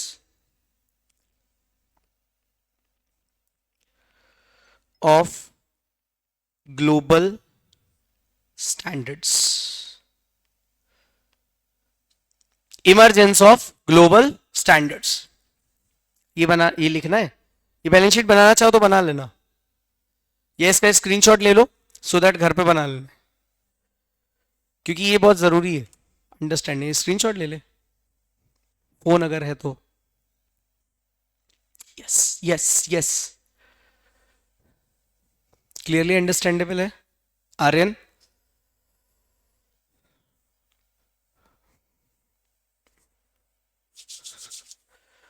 मतलब recommendable है कि भाई सर्दी में आप आ रहे हो फेस टू फेस, है ना? हाँ करेंगे, हाँ करेंगे. अब हम यहाँ पे ना हिस्ट्री समझेंगे. हिस्ट्री किसकी समझनी है? स्टैंडर्ड्स की. कौन से स्टैंडर्ड्स? Global standards. क्या हिस्ट्री है पहले अपन उस पे आते हैं, है ना? ओके. सो ग्लोबल स्टैंडर्ड्स कहां से ओरिजिनेट हुए? उनका क्या ऑब्जेक्टिव था? माइंडसेट क्या था? किस ईयर में आए? सर ये सब क्यों इंपॉर्टेंट है? ये इसलिए इंपॉर्टेंट है क्योंकि ये सिलेबस में है. ये जितनी चीजें हैं ना ये सब के सब सिलेबस में आपके. अब यहां से तो पूरा सिलेबस ही चालू हो गया आपका. ठीक है. वी हैव सरपास 3 थिंग्स और इनफैक्ट हम यहां तक कवर करने की कोशिश करेंगे अभी 10:30 तक. 10:30 तक हम यहां तक कवर करने की कोशिश करेंगे आज. Okay. Next, emergence of global standards. क्या होता है इमरजेंस? कैसे ग्लोबल स्टैंडर्ड्स आए? तो हिस्ट्री में थोड़ा सा हम चलेंगे और ये बनाते चलना चाहो तो बना लेना हिस्ट्री, क्योंकि इस पे ना 4-5 पेज दिए मॉड्यूल में, तो मैं तो एक चार्ट टाइप बनाते चल रहा हूं. आप समझते चलना और क्या क्या चल रहा है उसको ध्यान से नोट करते चलना.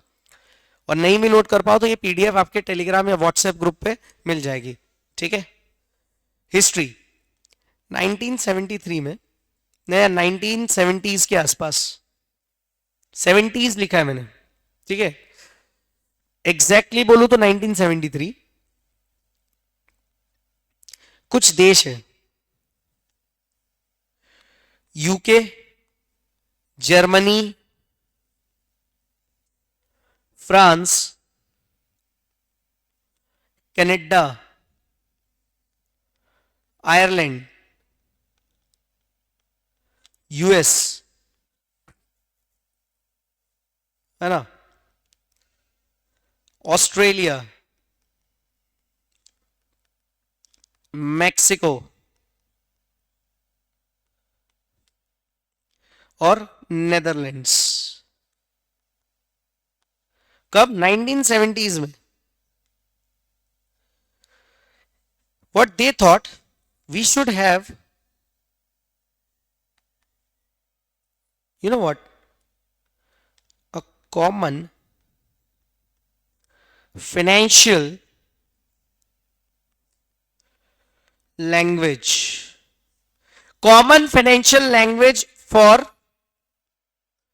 reporting.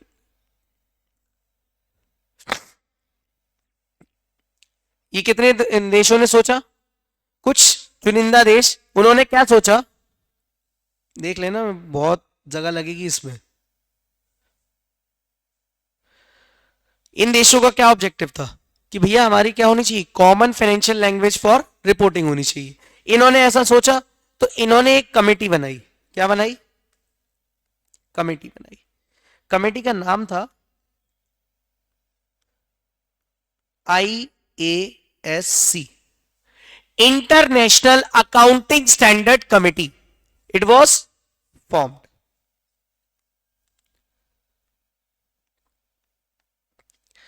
अब इसने क्या किया?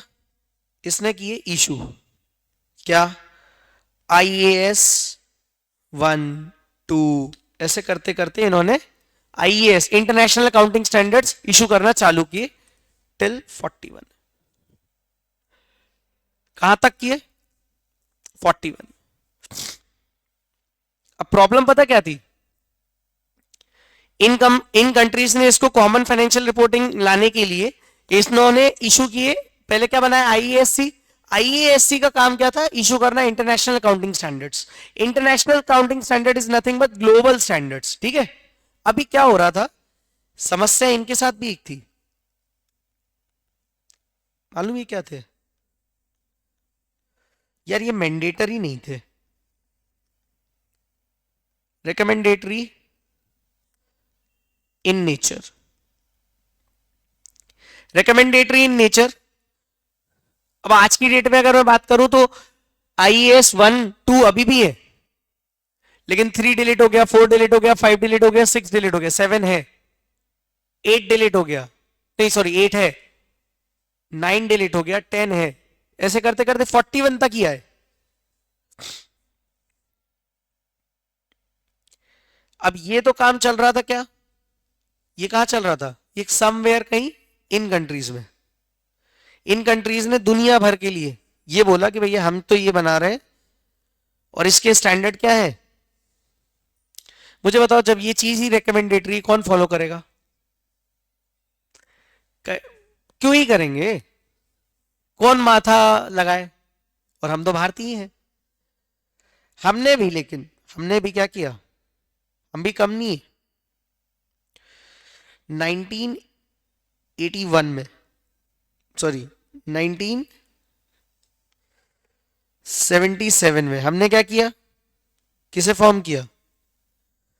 ICAI ने ASB बनाई। इनका काम क्या था? अकाउंटिंग स्टैंडर्ड्स देना। क्या करते थे ये? Issues accounting standards. Accounting standard issue कर रहे थे, तो ये भी कम नहीं, जब दुनिया भर के लोग जो क्या कर रहे हैं, रिकमेंडेटरी नेचर के इंटरनेशनल अकाउंटिंग स्टैंडर्ड बना रहे हैं, ये भी क्या कर रहे थे? रिकमेंडेड थे। ये कब की बात हो गई? 1977। स्टोरी में कोई दिक्कत होनी भी नहीं चाहिए। फिर आया एक साल 1983। क्या हुआ था उस साल? इंडिया ने वर्ल्ड कप जीता था। तो वो इस चार्ट में क्या कर रहा है? नहीं नहीं, वो तो अपन ने ऐसे ही बोल दिया, उसका एफआर से कोई लेना देना नहीं है, सॉरी। ओके, 1983 में क्या हुआ? एक कमेटी थी, दैट इज आईओएसको, ऑस्को बोलते हैं इसको। कौन थी सर? ये क्या है? इसका नाम लिखते हैं पहले अपन।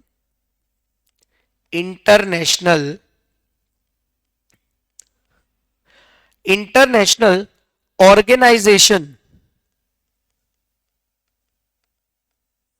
Of securities. जैसे अपने इंडिया में सेवी है ना, security exchange board of India, तो ऐसे ग्लोबली ये है ऑस्को, सिक्योरिटीज कमीशन। तो इसका काम क्या है भैया? इसका काम भैया ये था, ये थी world primary forum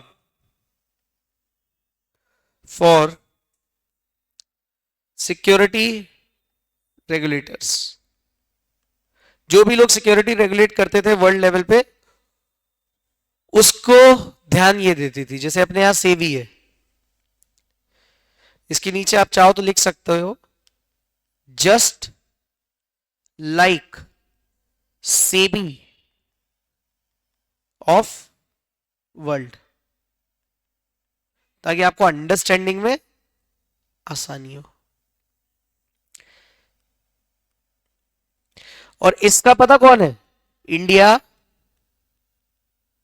is a member, Bharat इसका मेंबर है। अब इसके गोल पता क्या थे? इसके गोल थे ऑस्को के, कि भैया ये जितने भी रिपोर्टिंग हो रही है ना फाइनेंशियल स्टेटमेंट्स की, किसके? ऑस्को के गोल्स थे। ऑस्को का कहना यह था कि इनका एक major goal, objective of the organization होता है ना, जैसे विजन मिशन, तो reporting of financial statement mandatory होनी चाहिए। पहले क्या होता, सब रिकमेंडेटरी चल रहा था, तो कोई कैसे भी काउंटिंग कर रहा है। तो इनके गोल्स क्या थे? Goals like mandatory reporting of financial statements. ये सबसे इंपॉर्टेंट चीज थी, mandatory reporting of financial statements.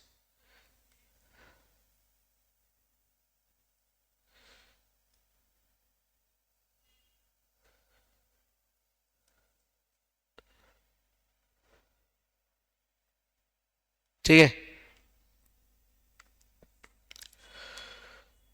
अब यहां पे क्या हो रहा है कि भाई साहब 1970s में क्या हुआ कि आईएएससी फॉर्म हुआ। आईएएससी ने क्या किया? इंटरनेशनल अकाउंटिंग स्टैंडर्ड्स दिए, लेकिन रिकमेंडेटरी थे, तो लोग फॉलो नहीं कर रहे थे। इसी की तर्ज पे 77 में एएसबी फॉर्म किया गया आईसीआई द्वारा, उन्होंने भी अकाउंटिंग स्टैंडर्ड इशू करना चालू करे, लेकिन वो भी रिकमेंडेड थे। ठीक है। 83 में ऑस्को ने फॉर्म हुआ। ऑस्को का गोल क्या था कि भैया सिक्योरिटी रेगुलेटर्स को ध्यान देना पड़ेगा। क्यों? क्योंकि ये तो कुछ तो भी कर देंगे अकाउंटिंग के नाम पे, और वहां पे इसी वजह से सभी देशों का पहली बार ध्यान आया कि भैया मैंडेटरी करना पड़ेगा। सही बोल रहा है।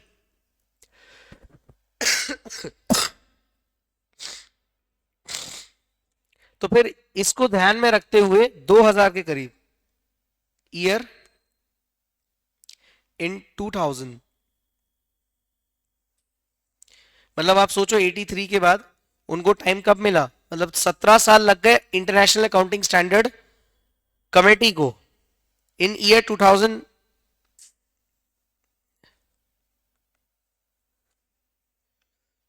IASB formed. उन्हीं कंट्रीज ने सभी ने मिलके क्या बनाया? International accounting standard board. पहले क्या थी? International accounting standard committee. 2000 में बनाया इंटरनेशनल अकाउंटिंग स्टैंडर्ड बोर्ड। और इन्होंने क्या किया? started issuing, एक आपने वर्ड सुना होगा बचपन में,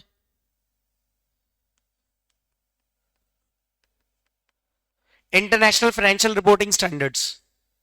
तो इन्होंने भी क्या किया, IFRS 1, 2, 3 ऐसे देना चालू किया। ये कौन थे, ये वही लोग थे। कौन? इन्होंने यहां पे क्या किया था और यहां पे क्या फॉर्म किया, इसको IASC को थोड़ा रेड कर लेते हैं अपन, IASC फॉर्म हुआ। कैसे आ रहे थे इसके स्टैंडर्ड्स, IFRS 1, 2, 3 ऐसे। और सुनो, इन्होंने पहले IAS भी तो इशू करके रखे थे पिक्चर में। तो वहां पे क्या कर रहे थे ये, एंड adopted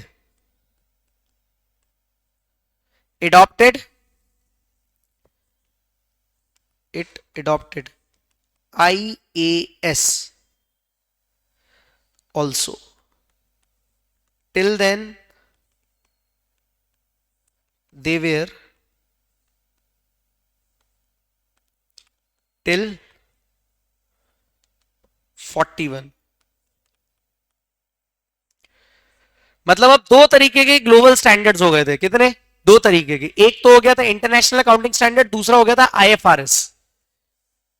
तो यहां पे दो तरीके के कैसे हो गए थे, IAS 1 से लेके 41 और IFRS 1 से लेके अभी तक 17 ही आए हैं।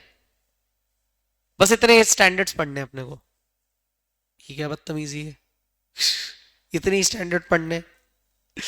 ठीक है, सो IFRS और ये। अब ये सब क्या हो रहा था भाई साहब, ये देखो इन 2002, यहां तक कहानी समझ में आई पूरी? ओ मतलब 1970 से चल रहा था सर। हाँ, जब आप पुनर्जन्म में थे तब से चल रहा था। पुनर्जन्म नहीं, पिछले जन्म में, पिछले जन्म में थे। तो उन्होंने कॉमन फाइनेंशियल रिपोर्टिंग लैंग्वेज ये रायता यहां से चालू हुआ और यहां से होते होते यहां तक आ गए अपन 2000 तक। अब 2002 में, इन 2002, इन 2002 जितनी भी यूरोपियन कंट्रीज थी ना, all European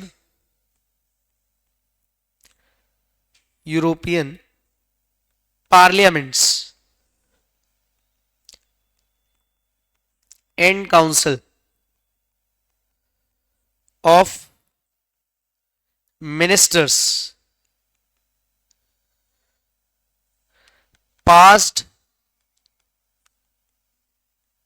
regulations and adopted IFRS.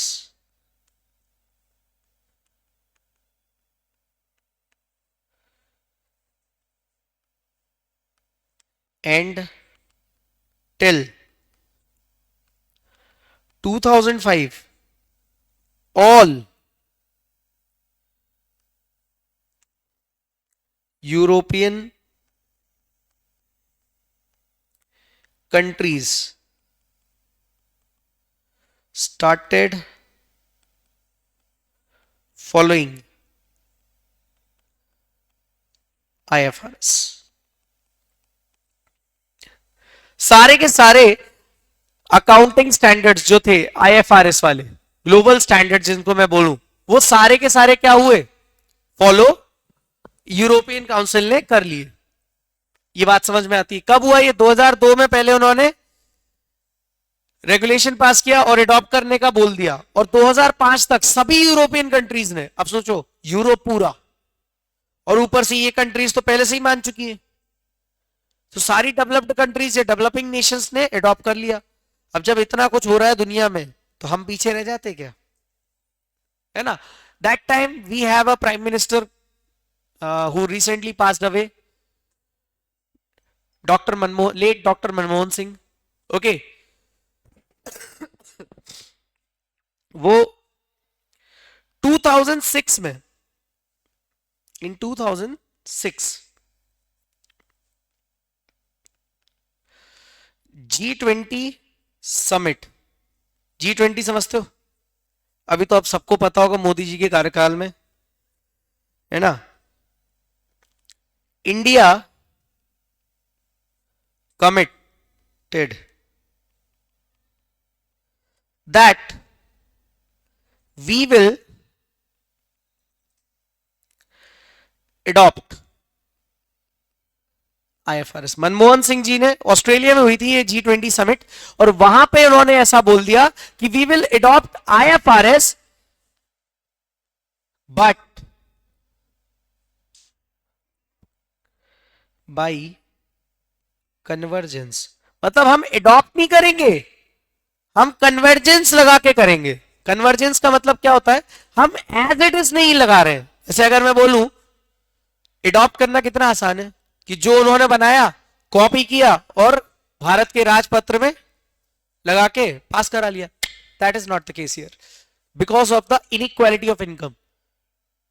यहां पे हमारे भारत में अगर मैं बात करूं, मुंबई में एक तरफ एंटीला है तो दूसरी तरफ एशिया का सबसे बड़ा स्लम एरिया भी उसी सिटी में। इनइक्वालिटी ऑफ इनकम इतनी ज्यादा है और एकदम से आप फाइनेंशियल स्टेटमेंट्स पे इतना सारा वो नहीं इम्पैक्ट कर सकते। और इतनी जो कंपनीज हमारे पास लिमिटेड ही है। अगर मैं बात करूं, तब अपने भारत इतना बड़ा देश है लेकिन कंपनीज इतनी कम है, और उसके बाद इतने बड़े बड़े कंप्लायंसेस किसी चीज की। अकाउंटेंट, अच्छा चार्टर्ड अकाउंटेंट्स को तो नॉलेज हो पहले, फिर तो वो दूसरों को सजेस्ट करेंगे। हाँ, तो एकदम से अडॉप्ट नहीं कर सकते।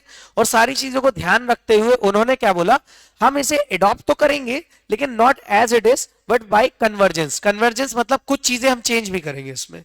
तो लेकिन ये मनमोहन सिंह ने अनाउंस कर दिया, ठीक है। और उसी साल ministry of corporate affairs notified, ministry of corporate affairs ने क्या किया, नोटिफाई किया कंपनीज अकाउंटिंग रूल्स 2006। ये बिल पारित हुआ।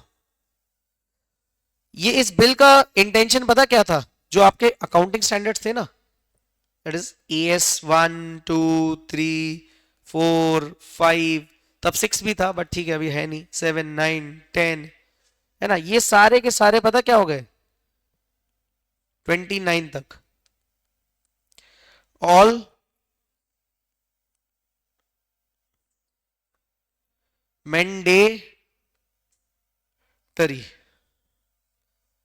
सारे एएस उसी साल हमने मैंडेटरी कर दिए ताकि इनको, कंपनीज को एक आदत लग जाए कंप्लायंस करने का।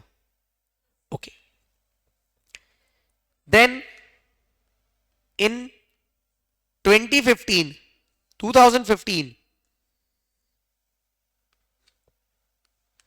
MCA notified companies Indian accounting standard rules। वो बिल पिछला वाला किसके लिए था, एएस के लिए था, और ये वाला बिल किसके लिए था 2015, जिसमें क्या आ गए, इंड एस आ गए। तो अब मुझे एक बात बताओ, यहां पे आपको नीड समझ में आई क्यों ग्लोबल स्टैंडर्ड्स को पढ़ी? नीड, ग्लोबल स्टैंडर्ड्स की नीड क्यों थी? Common financial reporting language world में हो सके। इसके अलावा इसके लिए इन्होंने क्या किया, कॉमन फाइनेंशियल रिपोर्टिंग लैंग्वेज होने के लिए इन्होंने क्या किया, IFRS इश्यू करना स्टार्ट किए, और जो IAS थे उनको मैंडेटरी कर दिया। सेम तर्ज पे 2002 से लेकर 2005 में सारी यूरोपियन कंट्रीज ने भी IFRS को अडॉप्ट कर लिया, और धीरे धीरे वर्ल्ड में IFRS एडॉप्शन चालू हो गया।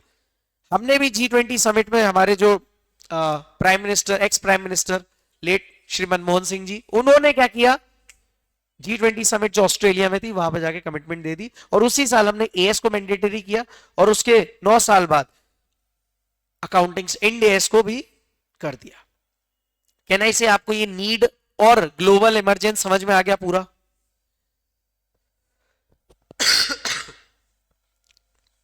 Yes or no? नोट कर लिया? यहां तक कोई दिक्कत, फ्लो में कोई दिक्कत? देखो मेरा क्या है, मैं आपको ना बहुत सिंपली थियोरी जहां पे जितनी जल्द लगेगी उतना अपन टाइम लेंगे, क्वेश्चंस लेंगे तो फिर क्वेश्चन भी अपन अच्छे से सॉल्व करेंगे। ओके डन, आगे बढ़े।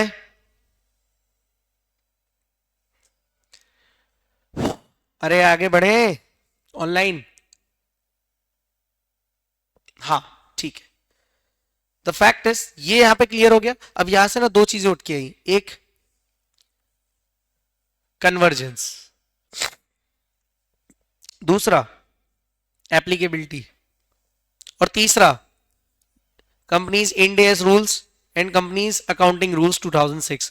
हमें पढ़ने हैं companies Indian accounting standard rules के बारे में थोड़ा बहुत जानना था, वो हम जान चुके हैं कि भाई ये कोई रूल था, इसकी वजह से हमारा क्या आया, हाँ इंड एस आ गए। यहां तक में तो कोई डाउट नहीं है। चलिए तो चलो अब अपन देखते हैं थोड़ा सा फीचर्स के बारे में। हेडिंग डालेंगे फीचर्स ऑफ आईएफआरएस, या मैं बोल सकता हूं आपके बेनिफिट्स भी। बेनिफिट्स पेंडिंग है ना, नीड तो समझ में आ गई और इमरजेंसी भी समझ में आ गया। तो चलो पहला,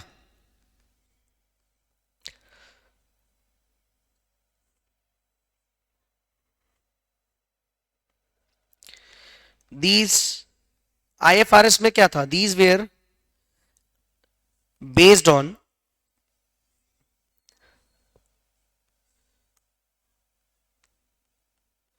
प्रिंसिपल्स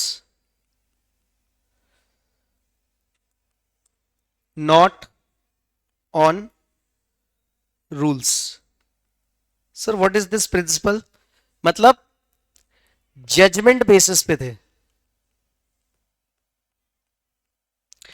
जजमेंट, प्रोफेशनल जजमेंट, इस बेसिस पे अकाउंटिंग आईएफआरएस बनाए गए थे कि ऐसा नहीं हर चीज का फिक्स कर दो ट्रीटमेंट। अब मैं आपको बोलूं, आप प्रेफरेंस शेयर कैपिटल क्या होती है, कहां पे आएगी बैलेंस शीट में, liability side.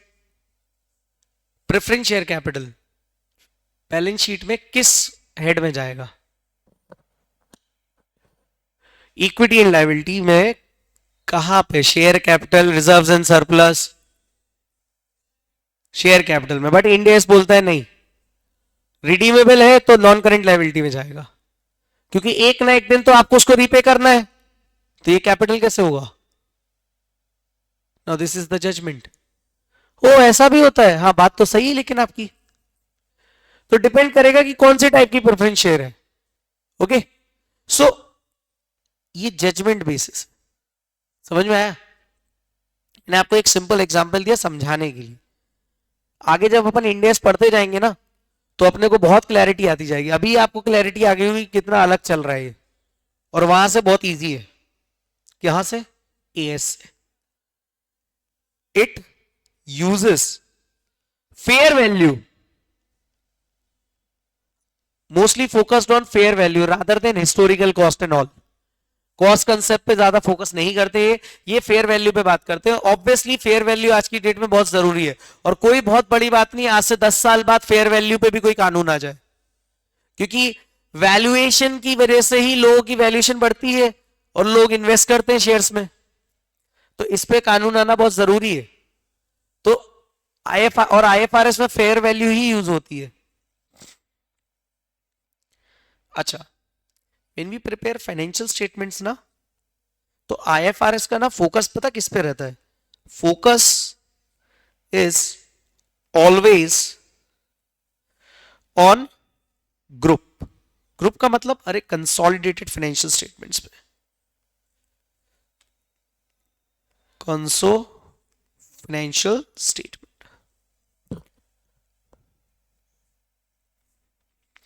Done with it, yes or no.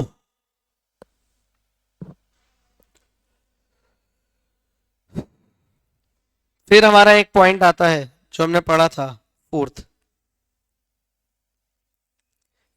Substance over form. Sir substance over form,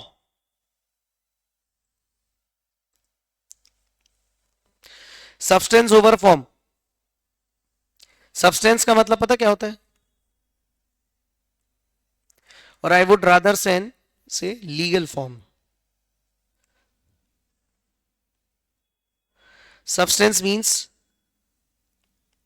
reality पे ज्यादा फोकस्ड है, और फॉर्म का मतलब होता है फेस। मतलब चेहरा देख के ट्रांजैक्शन नहीं रिकॉर्ड हो रहा है, उस चेहरे के पीछे की सच्चाई क्या है, रियलिटी। तो रियलिटी में वो क्या है? अब मान लो नाम लिखा है प्रेफरेंस शेयर कैपिटल, तो आपने क्या देखा? शेयर कैपिटल, शेयर कैपिटल में ऐड कर दो, ऐसा नहीं है। वो चेक करेगा कि नेचर ऑफ द ट्रांजैक्शन, अगर वो रिडीमेबल है, रिडीमेबल है इसका मतलब वो पे ऑफ करोगे आप। और आपने कंपनीज एक्ट में क्या पढ़ा था कि 20 साल के अंदर आपको प्रेफरेंस शेयर रिडीम करने पड़ते हैं। तो कहना इसे वो तो आज आज ही आपकी ऑब्लिगेशन हो गई, क्योंकि आपको 20 साल बाद तो रीपे करना ही है, और हर साल आपको डिविडेंड भी पे करना है अगर वो क्यूमुलेटिव है। Yes or no? तो सर ये तो फिर ऑब्लिगेशन होना चाहिए, और अगर ये ऑब्लिगेशन है तो फिर तो ये नॉन करेंट लायबिलिटी हुई हमारी, ये तो शेयर कैपिटल का पार्ट ही नहीं होना चाहिए। And yes, that is why IFRS was so better and beautiful and logical as compare to accounting standards. अच्छा, अकाउंटिंग स्टैंडर्ड में ये सब था ही नहीं, वहां तो एक शेड्यूल 3 दिया था, उसको फॉलो करो, क्योंकि शेयर कैपिटल पे तो कोई एएस लगता नहीं है, हमने सीख लिया। तो हाँ, आज हम कुछ सीख के ही जा रहे हैं।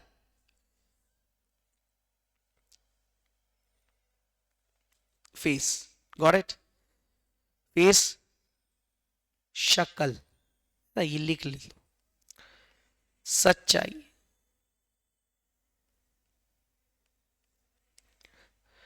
लास्ट फीचर या बेनिफिट में बोलूं, increased lot of disclosure requirements. हाँ, डिस्क्लोजर रिक्वायरमेंट बढ़ गई है अब, लेकिन वो जरूरी भी है। जितनी ज्यादा डिस्क्लोजर रिक्वायरमेंट होगी उतना ही यूजर्स का अंडरस्टैंडिंग बढ़ेगा towards the financial statement while investing the money in your company. Yes or no? Yes.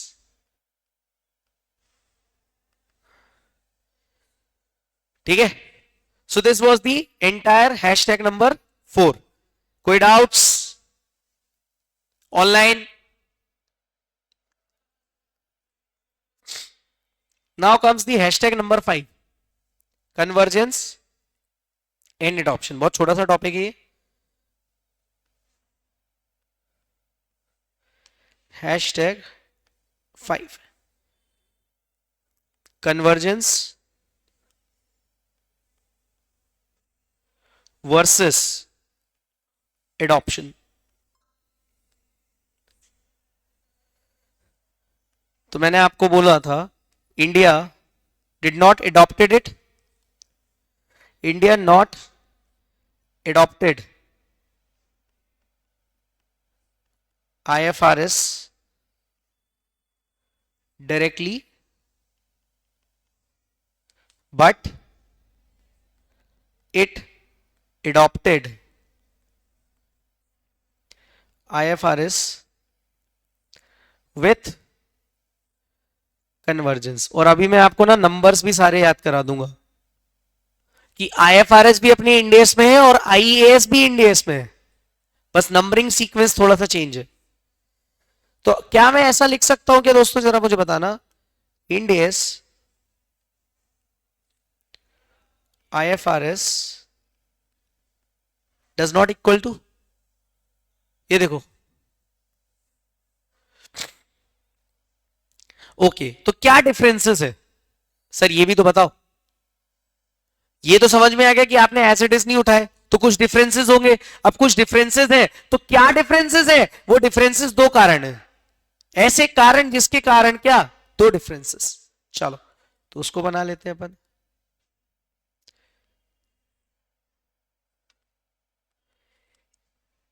एक होता है कार्विन्स और एक होता है आपका curve outs.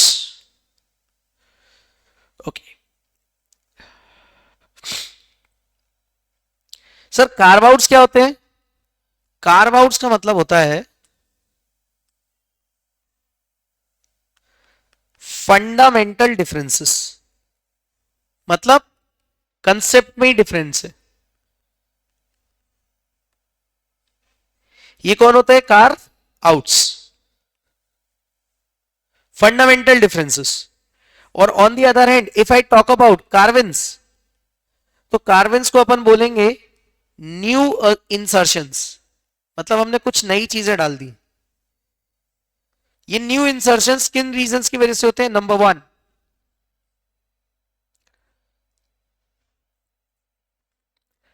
restriction of options, restriction of options, और नंबर टू, टर्मिनोलॉजी डिफरेंसेस।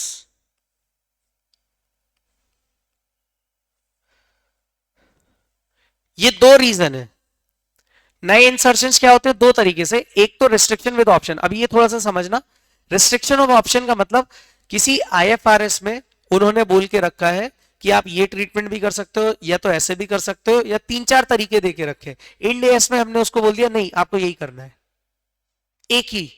तो आपने रिस्ट्रिक्ट कर दिया ऑप्शंस में, रिस्ट्रिक्शन डाल दिया। दूसरा, टर्मिनोलॉजी डिफरेंस। अब हम क्या बोलते हैं? Balance sheet. वो लोग बैलेंस शीट नहीं बोलते, वो बोलते हैं स्टेटमेंट ऑफ फाइनेंशियल पोजीशन। ये बात समझ में आ रही है? Statement of financial position. हम बोलते हैं स्टेटमेंट ऑफ पीओएल, प्रॉफिट और लॉस। वो बोलते हैं स्टेटमेंट ऑफ फाइनेंशियल परफॉर्मेंस। समझ रहे हो? तो ये टर्मिनोलॉजी डिफरेंस है। तो एग्जांपल लिख सकते हो याद रखने के लिए। एग्जांपल, बैलेंस शीट को क्या बोलते हैं? वो स्टेटमेंट ऑफ फाइनेंशियल पोजीशन। और पीओएल को क्या बोलते हैं? Statement of financial performance. Done. अब थोड़ा सा नंबरिंग भी समझ लें अपन। यहां तक क्लियर?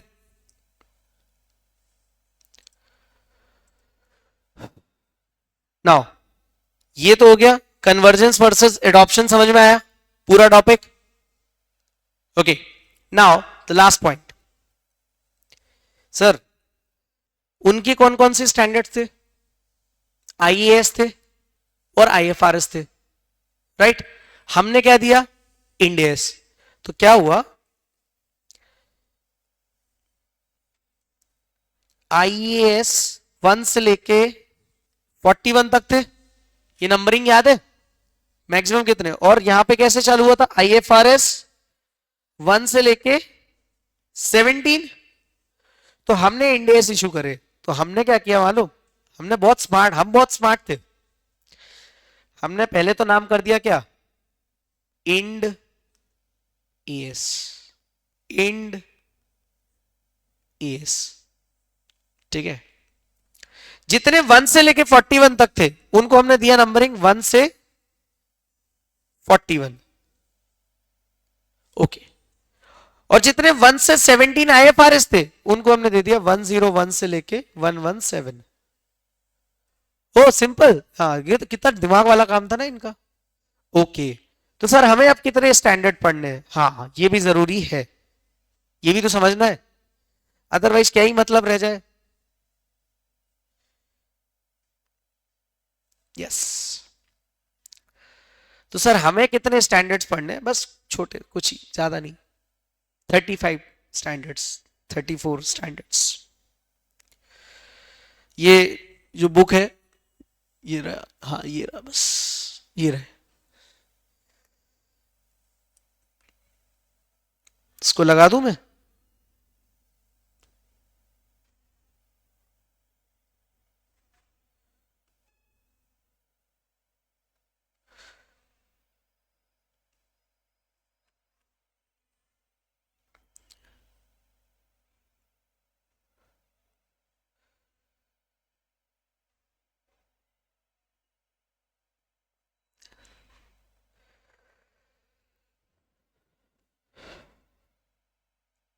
हैंड रिटन में सारी चीजें मैं अटैच कर दूंगा।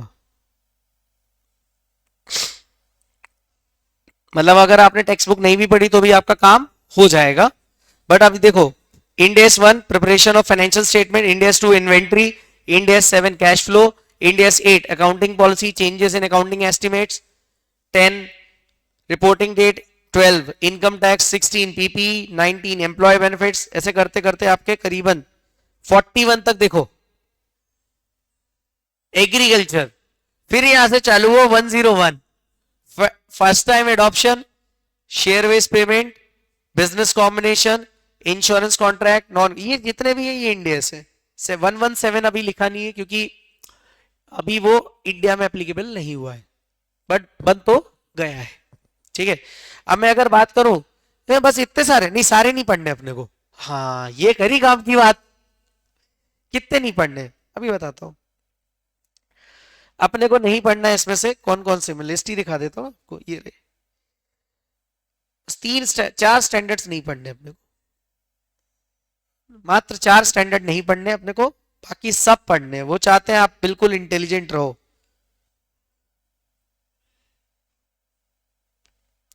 End S 29, 104, 106 and 114। 114 क्या है? डेफर्ड अकाउंट्स, नॉट एप्लीकेबल, तो मैं ऐसे क्रॉस कर देता हूं। इसके बाद आपका 104 इंश्योरेंस कॉन्ट्रैक्ट, क्यों ये क्यों हटा दिया? उसका कारण है 117 बन रहा है ना इंश्योरेंस पे, तो उसको हटा देंगे। फिर इसके बाद आपका एक 29 हाइपर इन्फ्लेशनरी इकोनॉमी, और 106 कहां गया है? Exploration and evaluation of mineral resources. इन पे नहीं लग रहा है, ये सिलेबस में नहीं है, इनके बारे में नहीं पढ़ना है। बाकी हमें सारे के सारे, पूरे के पूरे, सब के सब इंडियस पढ़ने हैं। एंड ट्रस्ट मी, आज आपको जो समझ में आया ना, उससे बियॉन्ड मजा आएगा जब हम प्रैक्टिकल्स चालू करेंगे। ठीक है, सो हमने आज क्या क्या पढ़ा, एक बार क्विक रिकैप कर लेते हैं। सर सबसे पहले हमने स्टार्ट किया व्हाट इज फाइनेंशियल रिपोर्टिंग। तो it is a subject which deals with the reporting. Reporting means to give information about something that has been happened of financial transaction. तो financial transaction, any transaction, event, condition which expressed in terms of money of business. इसके 5 elements होते हैं। 5 elements कौन से sir? Income, expense, asset, liability, equity. वापस से income, expense, asset, liability, equity. Okay, फिर हमने देखा फाइनेंशियल स्टेटमेंट, तो section 2 clause 40 of the companies act 2013, balance sheet, P&L, cash flow, statement of changes in equity, and the last one any explanatory statement annexed to it. Lastly हमने पढ़ा कि types of corporate entities. तो 4 type की corporate entities थी, joint stock company, banking company, insurance company, NBFC. Joint stock company के भी 4 parts पढ़े हमने, holding, subsidiary, associate, joint venture. Holding कौन? जिसका स्टेक 50% से ज्यादा है, मतलब जिसके पास कंट्रोल आ गया है सब्सिडरी का। सब्सिडरी कौन? जिसे होल्डिंग कंट्रोल कर रही है। एसोसिएट कौन? एसोसिएट कंपनी वो जिसके पास सिग्निफिकेंट इन्फ्लुएंस है, और कितने परसेंट? 20% से ज्यादा वोटिंग स्टेक है, but up to 50%। Okay, joint venture क्या होगा? 2 or more company agree to share control and resources. Reporting of corporate entities on what basis? तो भैया एएस और इंडियस के बेसिस पे। इंडियस पे कंप्लीटली कॉर्पोरेट एंटिटीज पे लगता है, AS corporate as well as non corporate entities पे भी लगता है। इंडिया में कौन बनाता है? इंडिया में आईसीएआई ने 1977 में एक अपनी आम बॉडी बनाई, that is accounting standard board, जो ड्राफ्ट बनाती है एएस का, उसको पब्लिक कमेंट्स के लिए इनवाइट करती है। उस अप्रूव ड्राफ्ट पे एएसबी रिकमेंड करता है किसको? नफरा को। और नफरा क्या करता है? नफरा क्या करता है गाइस? नफरा क्या करता है? नफरा उसे नोटिफाई कर देता है, either in the form of AS और Ind AS as the case may be. ठीक है, Indian scenario prior to Ind AS हमने समझा कि भाई अकाउंटिंग स्टैंडर्ड थे। उसके बाद हमने पढ़ी लिमिटेशंस। लिमिटेशंस में मैंने आपको बताया था कि अगर हमारी बैलेंस शीट भी हम देखें अकाउंटिंग स्टैंडर्ड के जमाने में, तो आधे आइटम्स पे तो अकाउंटिंग स्टैंडर्ड था ही नहीं। भाई साहब ये देख लीजिए, पूरा नहीं था। तो यहां पे मैनिपुलेशन करना बहुत आसान था। क्यों? क्योंकि मैंने आपको एक चीज बहुत अच्छे से सिखाई, accounting standards are short stories while Ind AS are novels. फिर इमरजेंस ऑफ ग्लोबल स्टैंडर्ड का एक टॉपिक था कि 1970s में कुछ countries like UK, Germany, France, Canada, Ireland, US, Australia, Mexico, Netherland, इन्होंने बोला यार कॉमन फाइनेंशियल रिपोर्टिंग लैंग्वेज होनी चाहिए सो दैट मैनिपुलेशन और रिपोर्टिंग वगैरह, मैनिपुलेशन ना हो और रिपोर्टिंग बेटर हो, यूनिफॉर्मिटी है फाइनेंशियल स्टेटमेंट्स में। उसके लिए उन्होंने एक international accounting standard committee form करी जिसने आईएएस इशू करे, इंटरनेशनल अकाउंटिंग स्टैंडर्ड 1, 2 से लेके 41 तक। बट ये इनिशियली क्या था, रिकमेंडेड इन नेचर। उसके बाद 1977 में सेम तर्ज पे आईसीएआई ने अकाउंटिंग स्टैंडर्ड बोर्ड बनाया जिसने अकाउंटिंग स्टैंडर्ड्स इशू करे और वो भी रिकमेंडेड थे इनिशियली। 1983 में ऑस्को आई। ऑस्को कौन? It is like a SEBI of the world. क्या नाम है पूरा? International organisation of securities commission. उसका कहना था, जिसमें इंडिया भी मेंबर था, उसका कहना था और पहला गोल यही था कि मैंडेटरी करो सभी रिपोर्टिंग ऑफ फाइनेंशियल स्टेटमेंट्स की, जितनी भी रिपोर्टिंग हो रही है फाइनेंशियल स्टेटमेंट की उसको मैंडेटरी करो। और अगर इसे मैंडेटरी करेंगे तो ही यहां पे क्या क्या होगा, तो ही यहां पे मैनिपुलेशंस नहीं होंगे। और इसी तर्ज पे इन 2000 आईएएस बी फॉर्म हुआ, इंटरनेशनल अकाउंटिंग स्टैंडर्ड बोर्ड। और उसने क्या किया, सबसे पहले जो आईएएस थे उनको अडॉप्ट कर लिया और स्टार्टेड इशूइंग आईएफआरएस 1 से लेके 17 तक। और 2002 में आईएफआरएस को सारी यूरोपियन पार्लियामेंट्स ने अडॉप्ट करने का डिसीजन लिया। 2005 तक सभी यूरोपियन कंट्रीज ने आईएफआरएस को अडॉप्ट कर लिया। इंडिया ने भी G20 समिट 2006 ऑस्ट्रेलिया में जाके वहां पे जो हमारे लेट डॉक्टर मनमोहन सिंह जी, उन्होंने आईएफआरएस अडॉप्ट करने के लिए हामी भर दी और ये भी बोला कि हम इसे कन्वर्जेंस के फॉर्म में लेके आएंगे, not as it is adopt करेंगे। और जिस साल ये हुआ उसी साल companies accounting standard rules 2006 issue किए गए, जिससे जो अकाउंटिंग स्टैंडर्ड आईसीआई ने इशू करवाए थे एएसबी के दौरान वो सारे मैंडेटरी हो गए। इसके बाद 2015 में आया companies Indian accounting standard rules 2015, जिसने इंडियस के बारे में बात करी और वो सारे रूल्स भी मैंडेटरी हो गए, सारे इंडियस एप्लीकेबल हो गए।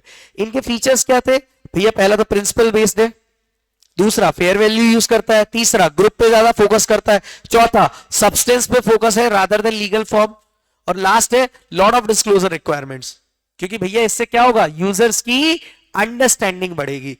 लास्ट में एडॉप्शन कैसे किया? दो डिफरेंसेस आए, पहला कार्विन, दूसरा कार्व आउट। कार्विन का मतलब फंडामेंटल डिफरेंसेस नहीं, कार्व आउट का मतलब होता है फंडामेंटल डिफरेंसेस। कार्विन का मतलब होता है न्यू इंसर्शंस। न्यू इंसर्शंस दो तरीकों से हो सकते हैं, या तो आप रेस्ट्रिक्शन कर दो, डाल दो कुछ, है ना, अवेलेबल ऑप्शंस पे, या फिर टर्मिनोलॉजी डिफरेंसेस। जैसे स्टेटमेंट ऑफ पीओरएल को वो बोलते हैं स्टेटमेंट ऑफ फाइनेंशियल परफॉर्मेंस, और बैलेंस शीट को बोलते हैं स्टेटमेंट ऑफ फाइनेंशियल पोजीशन। इसके बाद मैंने आपको नंबरिंग भी बता दी और जितना हमारे सिलेबस में इंड एएस है वो। तो आई होप आज का लेक्चर हमने अराउंड 1 आवर 40 मिनट्स 45 मिनट्स हमने पढ़ा है इफेक्टिवली, उसमें पूरा का पूरा आपको रिवाइज हो गया है। और कल एक बार इसको जरूर देख के, आई डोंट थिंक आपको देखने की जरूरत है, आपको याद रहेगा, बट यस कल हम ये बेसिक चैप्टर बेसिक सारे खत्म कर देंगे और हो सकता है शेड्यूल 3 पे आ जाए और इंड एएस 1 पे आ जाए। उसके बाद हम आगे के चैप्टर्स चालू कर देंगे, फिर तो हम किसी भी चैप्टर में जा सकते हैं। Okay, so that's it from my side, see you tomorrow same time 8:30 AM sharp. Bye, good day.